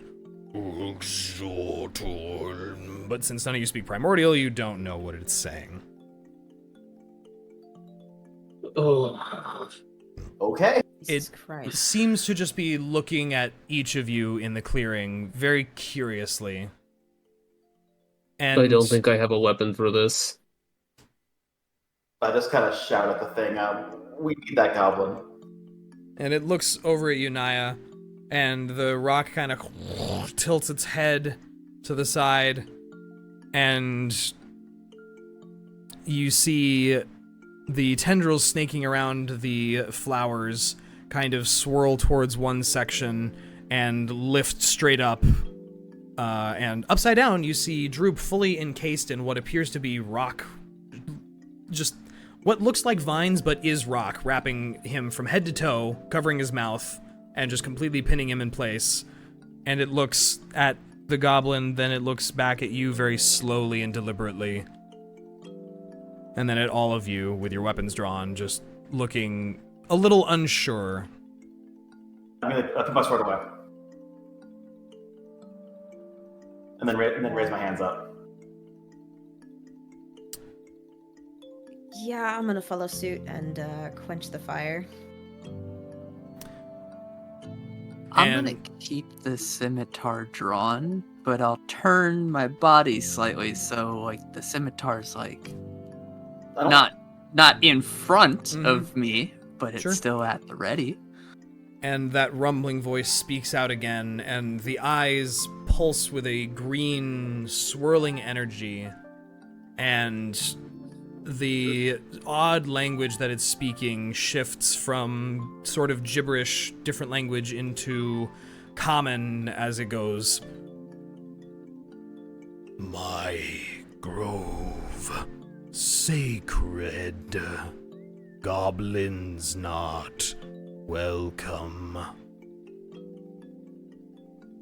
You Our are apologies. We weren't aware. friends? I would like to think so. We just got a little turned around.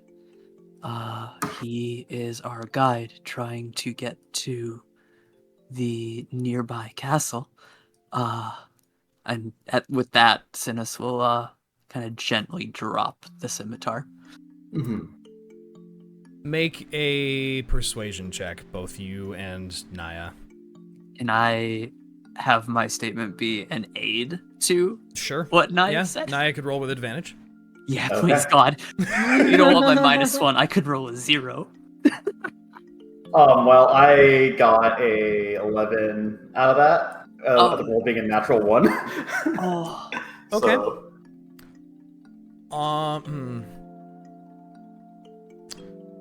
On an 11, it looks over your group and shakes its head a little bit. Goblins always mean evil trouble. What do you seek? That's what I thought too, but our goblin is a friend. He's been nice. Yeah. We seek our friend who's been taken from us. This goblin knows the way. I see. And it goes quiet for a moment as it looks at the goblin contemplatively. Before finally, after quite a few moments of silence, the vines unrestrict from him and he drops straight into the grass again. Where they... And he goes scampering back to Synas's legs and back past you, back to all the way back to like Bud, who's all the way at the edge. Yeah. And you see all the tendrils now rise up out of the flowers, but each of them kind of picks a flower as it does so very gently and offers it to those who are within 10 feet of it. Gingerly take one. Treating it with care and respect. Wait, what was this again? I missed that. Just this earth elemental looking individual offering flowers to those within the about 10 feet of it. Oh, okay. So probably not me. Yeah. No, you're quite far away. Yeah. Thava just kind of snorts and takes one. Can Rinn kind of like... Sure, I'll take it. Can Rinn kind of like bound up and joyously take one? It does not Like- offer you one. Oh, no. And it looks at you three and says, "Friends may pass." And it back into just an obelisk again. And the area goes silent other than the chirping of birds once more. Okay. I gingerly and a little make my way out of the grove. And Droop very much skirts around the outer edge of it, not going anywhere near the center again, before converging with your group again on the other side as you guys go to leave. And he just looks at you all and goes, I almost died. Oh god.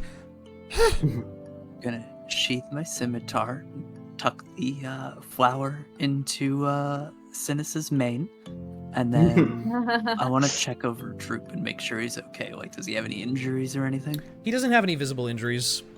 It seems, despite it being an earth elemental and despite being stone, he doesn't have a single scrape or a single bruise on him.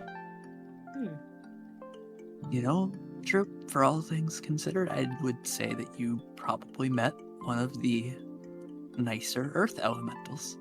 And he'll go ahead and just kind of dust off Droop a little bit and then give him a pat on the back. No, good, great. We should keep going. We should keep going. Okay. And that may be the best direction you've given today. he continues jogging. He means it in a nice way, but yeah. And he continues leading your party forward, concluding your second day of travel, just about thereabouts. And you guys go to set up camp, finding a small clearing in the midst of the evening. Once again, if I could have first watch, second watch, third watch. Before we all do set up camp, quick check, any silky gossamer strands in the trees? Give me perception. I will do that. Great. 23. Wow. All right. Wow.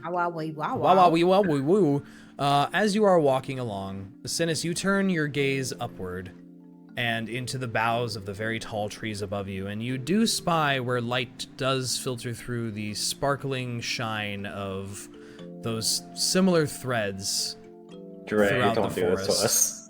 Don't do this to us. You are the ones who rolled the dice. I'm just playing the game. They don't seem very heavily concentrated. They are very sort of spread apart, but they are present. still some more of those webs. We may want maybe to consider hiking it another 30 minutes or so, see if they clear up. How close to darkness or night are we, Dre? This is getting pretty close to pure darkness, and in the middle of the forest, the light goes away faster as the boughs and the leaves above do obscure the light much quicker. Yeah, So, I'm not sure it's a good idea to try and as much as I would like to not be around here. Yeah, I'm not sure it's a good idea to keep moving. Well, keep your eyes peeled then, because Yeah. we definitely still have friends about. and with that knowledge, you go ahead and set up camp in whatever clearing you can find. And settle down for maybe an unsure night of rest. What would give you that idea? What would possibly give you that idea? Who would like to take first watch? Dre, what are the rules around donning armor again? Dying armor? Donning. Oh, I was like, what? Donning armor takes, I Isn't it believe, like 10 minutes or something that's like that? for heavy armor. Yeah. For Oh, leather that's armor. right, that's right. For light armor, it takes 1 minute to don it, 1 minute to doff it. Medium's 5 and 1, heavy is 10 and 5. Right, okay. And what is the penalty for sleeping in armor? You do not gain the benefits of a long rest and will be exhausted if you sleep in your armor. Oh, God, okay. Yeah, okay, never mind. I'll take first watch. Okay. Whoever else is taking first watch, you guys can go ahead and make some perception checks for me. He's gonna do the same group evil. Each Yeah, time. I'll help ya. That was kind of a Okay. nice spread, so yeah. 17. 17 at advantage? Oh, at advantage. I'm assuming Rinn is assisting. This is true. 19. 19 total? Okay. Yes. Everything seems pretty quiet. You hear maybe a distant howl of a wolf far off in the distance. The rustling of the wind through the leaves. But overall, it's very quiet. Seems pretty calm as the first watch goes without any issue. Who would like to take second watch? The David parents, DeBoer. I suppose. Yeah, the parents, mom and dad. Mom and dad. I forget what we did last time. Was it both of us roll, or... What was your I have a perception? +6. Yeah, no, I'm assisting you. Okay. And I'm gonna do guidance on Okay. whichever one's higher. Yep, go ahead. Don't do it again. Oh, 1 in 10 this time. Oh. I saw the 1 and I panicked. I was like, don't do it twice. 19 altogether. 19 altogether. Okay. Oh, I thought I was gonna have a heart attack. Double 1s on 2 advantage. That would be a Please, nightmare. That would no. be pretty unlikely. I would uninstall myself from D&D. Holy shit. That would be like Will Wheaton levels of bad luck. Oh my god. But I got 3 1s across 4 rolls. Sure. So you know, we love to see it. Or not Synas, see it in this case. in the middle of the night, it is very dark. Why'd you put the spooky music on? I know. I'm like, ow. Don't do that. Yeah.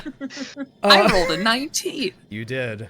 Put the nice music back. It is pretty pitch black, even with any dark vision. It is hard to see things out here. As you and Thava are sitting, looking about, you begin to hear odd creaks coming from some of the trees off to the eastern side of your camp, and the embers of the fire have died down. Your companions are sleeping peacefully. And as you're looking about, you glance toward the north, looking about,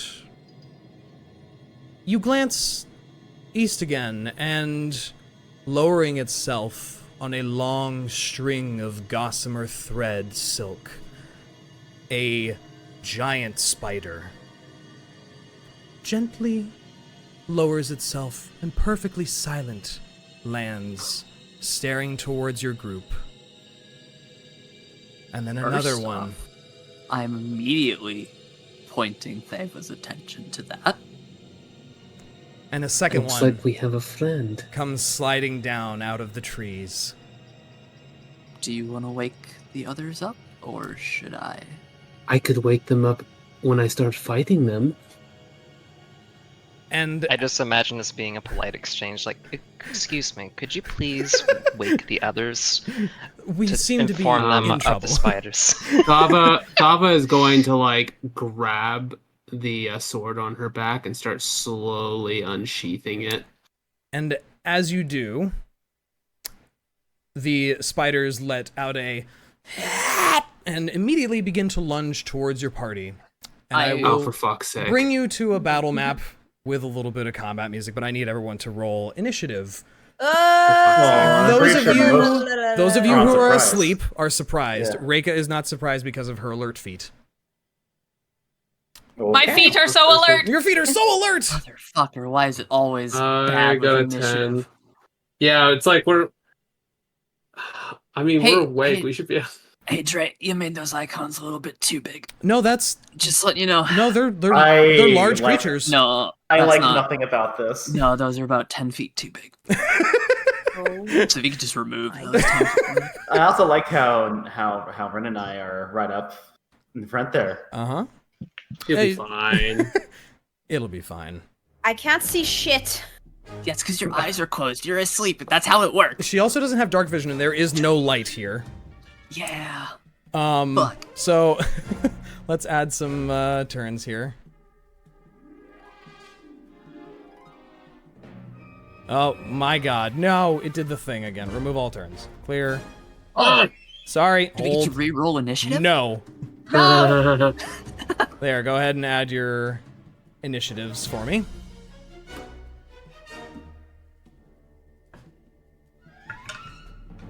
Ooh, that's gonna be useless because I can't see anything. You'll be fine. Open You'll with live. Rinn, you produce flame. You are flame. I'm just gonna Where? flaming hands wildly into the woods. Yes, in the middle of the woods. Yes. Very You're gonna good. do what with me? Yes, wildly. Okay, so top of the turn order, Niah. You are surprised, and you do not get to do anything this turn. Thanks. EP. EP, Rinn, you are surprised and do not get to do anything on your turn. Oh, great. Bud, you are also surprised and do not get a turn immediately. Oh no. The spiders take their turn. I don't like how this is starting. Also, why is Rinn hurt? Oh, Rinn should not be hurt. What? You're at 11 HP for some reason. I don't Bud know is why. also at 14 out of 20 for some reason. Heal your guys' selves real quick. You shouldn't Heal be ourselves. heal Right. thyselves, physicians. It is crazy how much health Bud has. He almost has as much as Thava. It's like He's what the beefy. fuck? Strong little man. He's got more health than Synas. To be fair, Synas is old and cranky. Yeah. Yeah. So immediately Change my health. He's not upon cranky. seeing you all wake up, they both rear their large abdomens up and are going to spray webs at the nearest members of your party, this being Rinn and Reyka. Nasty. Does an 18 hit either of you? Do we have our normal ACs, or is it we were EP? That's true. If you're sleeping to actually gain a long rest, I will ask you guys. Did you sleep with your armor on or not? Doesn't matter for Rinn. She doesn't have armor. I wouldn't have just because the exhaustion is too much. So Am I Rinn, allowed to have it on during my shift of the night watch and then take you could put it off? on, yeah. Mhm. Yeah, I don't see an issue with that. So That's what I figured. Thava and Synas are armored, and everyone else who usually has armor doesn't have armor on. So that would mean okay. Rinn, what's your AC? My AC is 16. Okay, so as both of these large spiders appear, and you are woken up very unceremoniously, you find yourselves very suddenly covered in webs as they both spray you with webs and you become restrained to the ground, prone. Oh god. Before they immediately begin scuttling up. These large, 10-foot wide, 9-foot tall spiders looming up over your party rapidly as Rinn and Reyka both become restrained. I like like that. nothing about this. We'll use a little net. That works. Is it just them that's restrained, or Yes, is it it like was the only area them. around them? Nope, it was just them. They used their Okay, web so it's not like attacks. the web spell kind of thing. No, it is just web attack. It's a one creature thing. Phew. Still showing damage. Okay. But they cannot attack. That is their action. So, Thava, it is your turn. Seeing as how Synas is close to the other one, she is going to use her bonus action to activate, what is that thing fucking called again? Gift of the Chromatic Dragon. Yep. And infuse her sword with fire. Excellent. And then she is going to run over to this one and attempt to whack it. All right. Give me some whack attacks. Okay. Come on, don't fuck me. 16. A 16 hits. Perfect.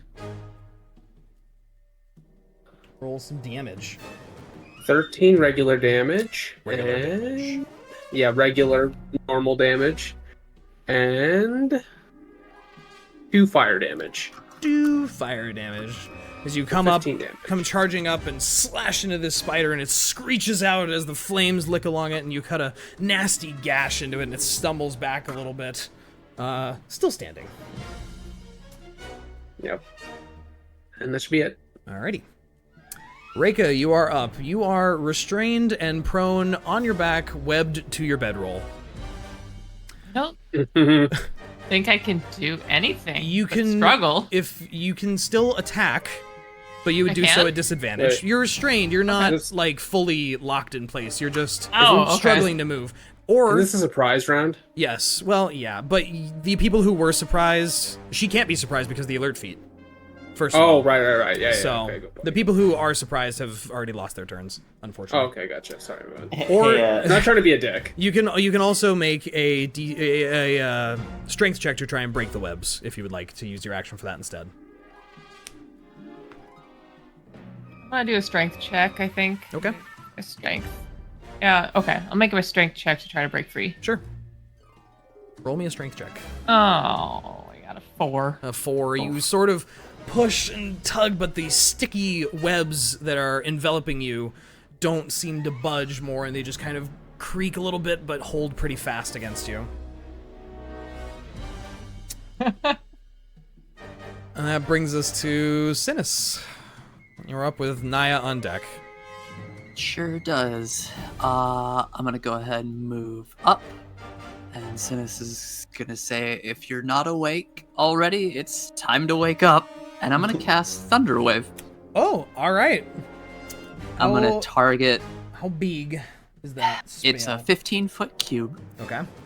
I'd like to target it in. Can I draw this? I'm guessing right between them. Aimed right about there. Mm-hmm. Yep. So it's gonna blast there Okay. and push them away, hopefully. They need to make a athletics check, It's a or is it a Constitution saving just throw Constitution of- save? of 14. There. Okay. Okay. Shit. Okay. So Did they both fail? Please say they both they fail. both fail. Hell yeah. Okay. How far back does Thunderwave knock them? 15 feet? It knocks them 10 feet away from me. 10 feet. One, And they also take. 2. 1, 2. They both take 13 thunder damage. Very good. In addition, unsecured objects that are completely within the area of effect are automatically pushed 10 feet away, and the spell emits a thunderous boom audible out to 300 feet. So If you weren't awake already, please be awake now. You guys hear Synas call out, and Bud and Niah and Rinn, you're kind of coming awake, and Rinn gets webbed, and Synas calls out and runs up, and you hear a of thunder just echo out, and absolutely just audibly you are all deafened for a moment. Oh, As a point-blank thunder blast hits your ears, one of the spiders explodes into pieces from the force and goes flying into the woods. Just gore and goop and ichor just smattering against the edge of the clearing. The other spider stumbles, looking very hurt, but it is still up. Anything else you'd like to do? The rest of my movement, I'm gonna try and get between it and at least a party member. Wonderful. So let's go. Yeah, I think that's square. Okay, cool. Niah, you are up with Rinn on deck. All right, I step forward. Well, I get out of my bedroll, step forward, and I cast Eldritch Blast. Alrighty. Actually, I'm also gonna cast Bane with my as a bonus action. Okay. It is. Or sorry, Hex. I was gonna say Bane's a save, but Hex. Yeah. I'm gonna go ahead. What do we do use for strength? Hex last time? I don't know. We'll use that. That's Hexed. Ah. Okay. Negative on strength. Roll me that Eldritch Blast attack. Yep. Then to hit, I roll a 23. Wow, that really hits. Okay. And then for damage, I get raw of 4 plus 4, and then I need to add a d6. Good lord. For another 4 for 12 damage. 12 Nice. damage. Okay. This spider gets blasted by a shockwave of thunder that sends it scuttling back. Niah comes up and sends out a glowing blue bolt that strikes into the side of its neck, leaving a gaping hole, and it hisses angrily at you all. It is not dead, but it looks very close to dead. It has 1 HP. Rinn, you are up if there's nothing else you'd like to do, Niah. okay. First off, has any of the Eldritch Blasts and other things been lighting up the battlefield at all to where I could get a lock on something? The Eldritch Blast would have briefly flashed the visage of a gigantic spider before you, not even 15 feet away, before it went pure Right. darkness again. And turns last about 6 seconds, so reasonably I could assume that wherever that blast was is It's probably what still spiders- right there, yeah. Okay. And I'm in webbed, but I don't really need to move to do my shit. Correct. So, I'm gonna go ahead, let's see, go for a firebolt. You're going to have to do so at disadvantage. Oh, darn. Because A, you are laying prone, and B, it goes back to dark after Niah's bolt goes through. You have an idea where it is, but you're still shooting in the dark.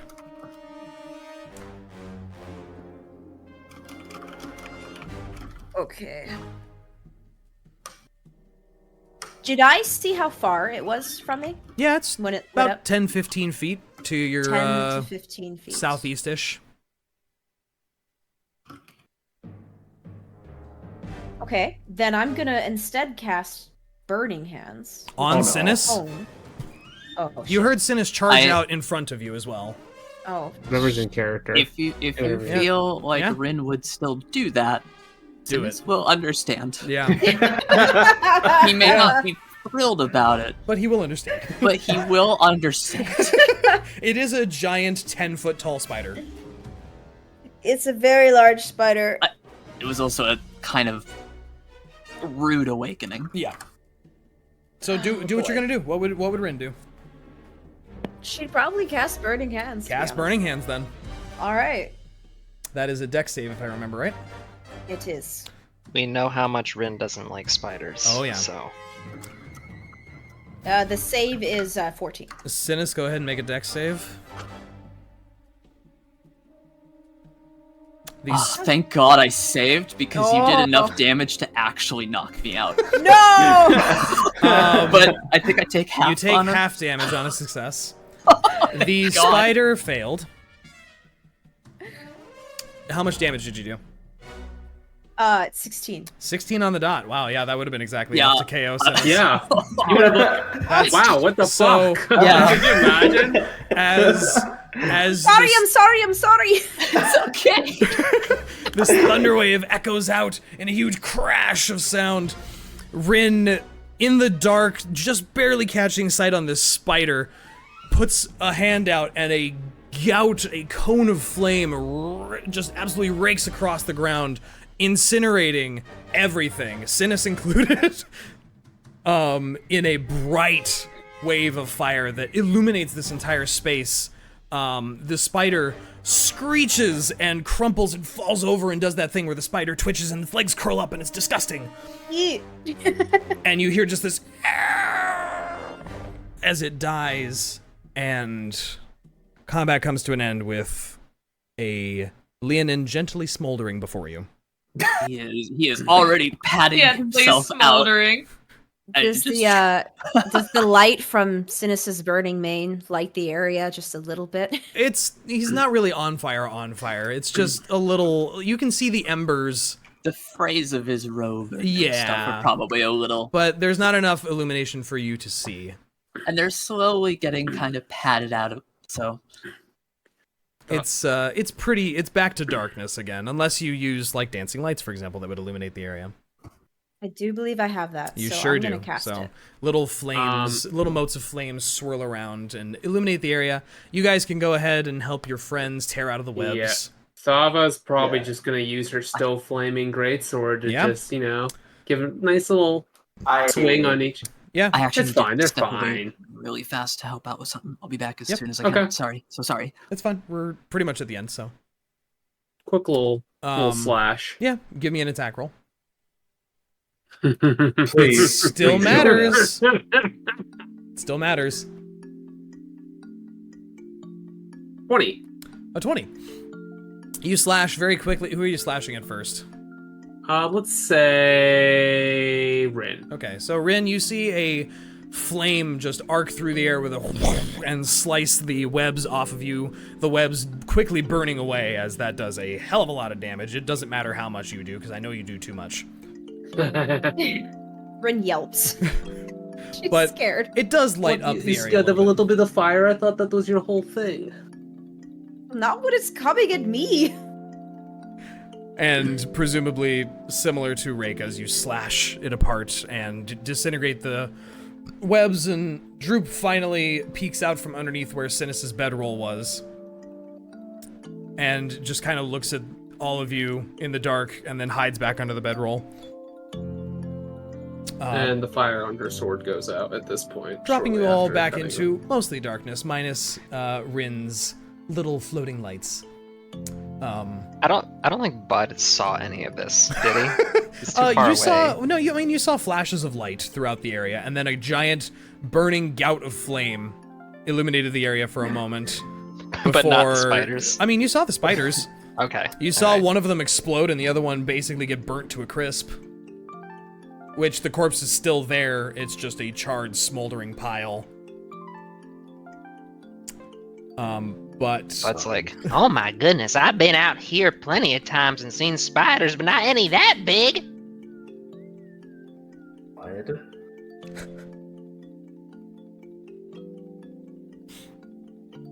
Droop, are you okay? And there's no response. He's just hiding underneath a bedroll somewhere, shivering.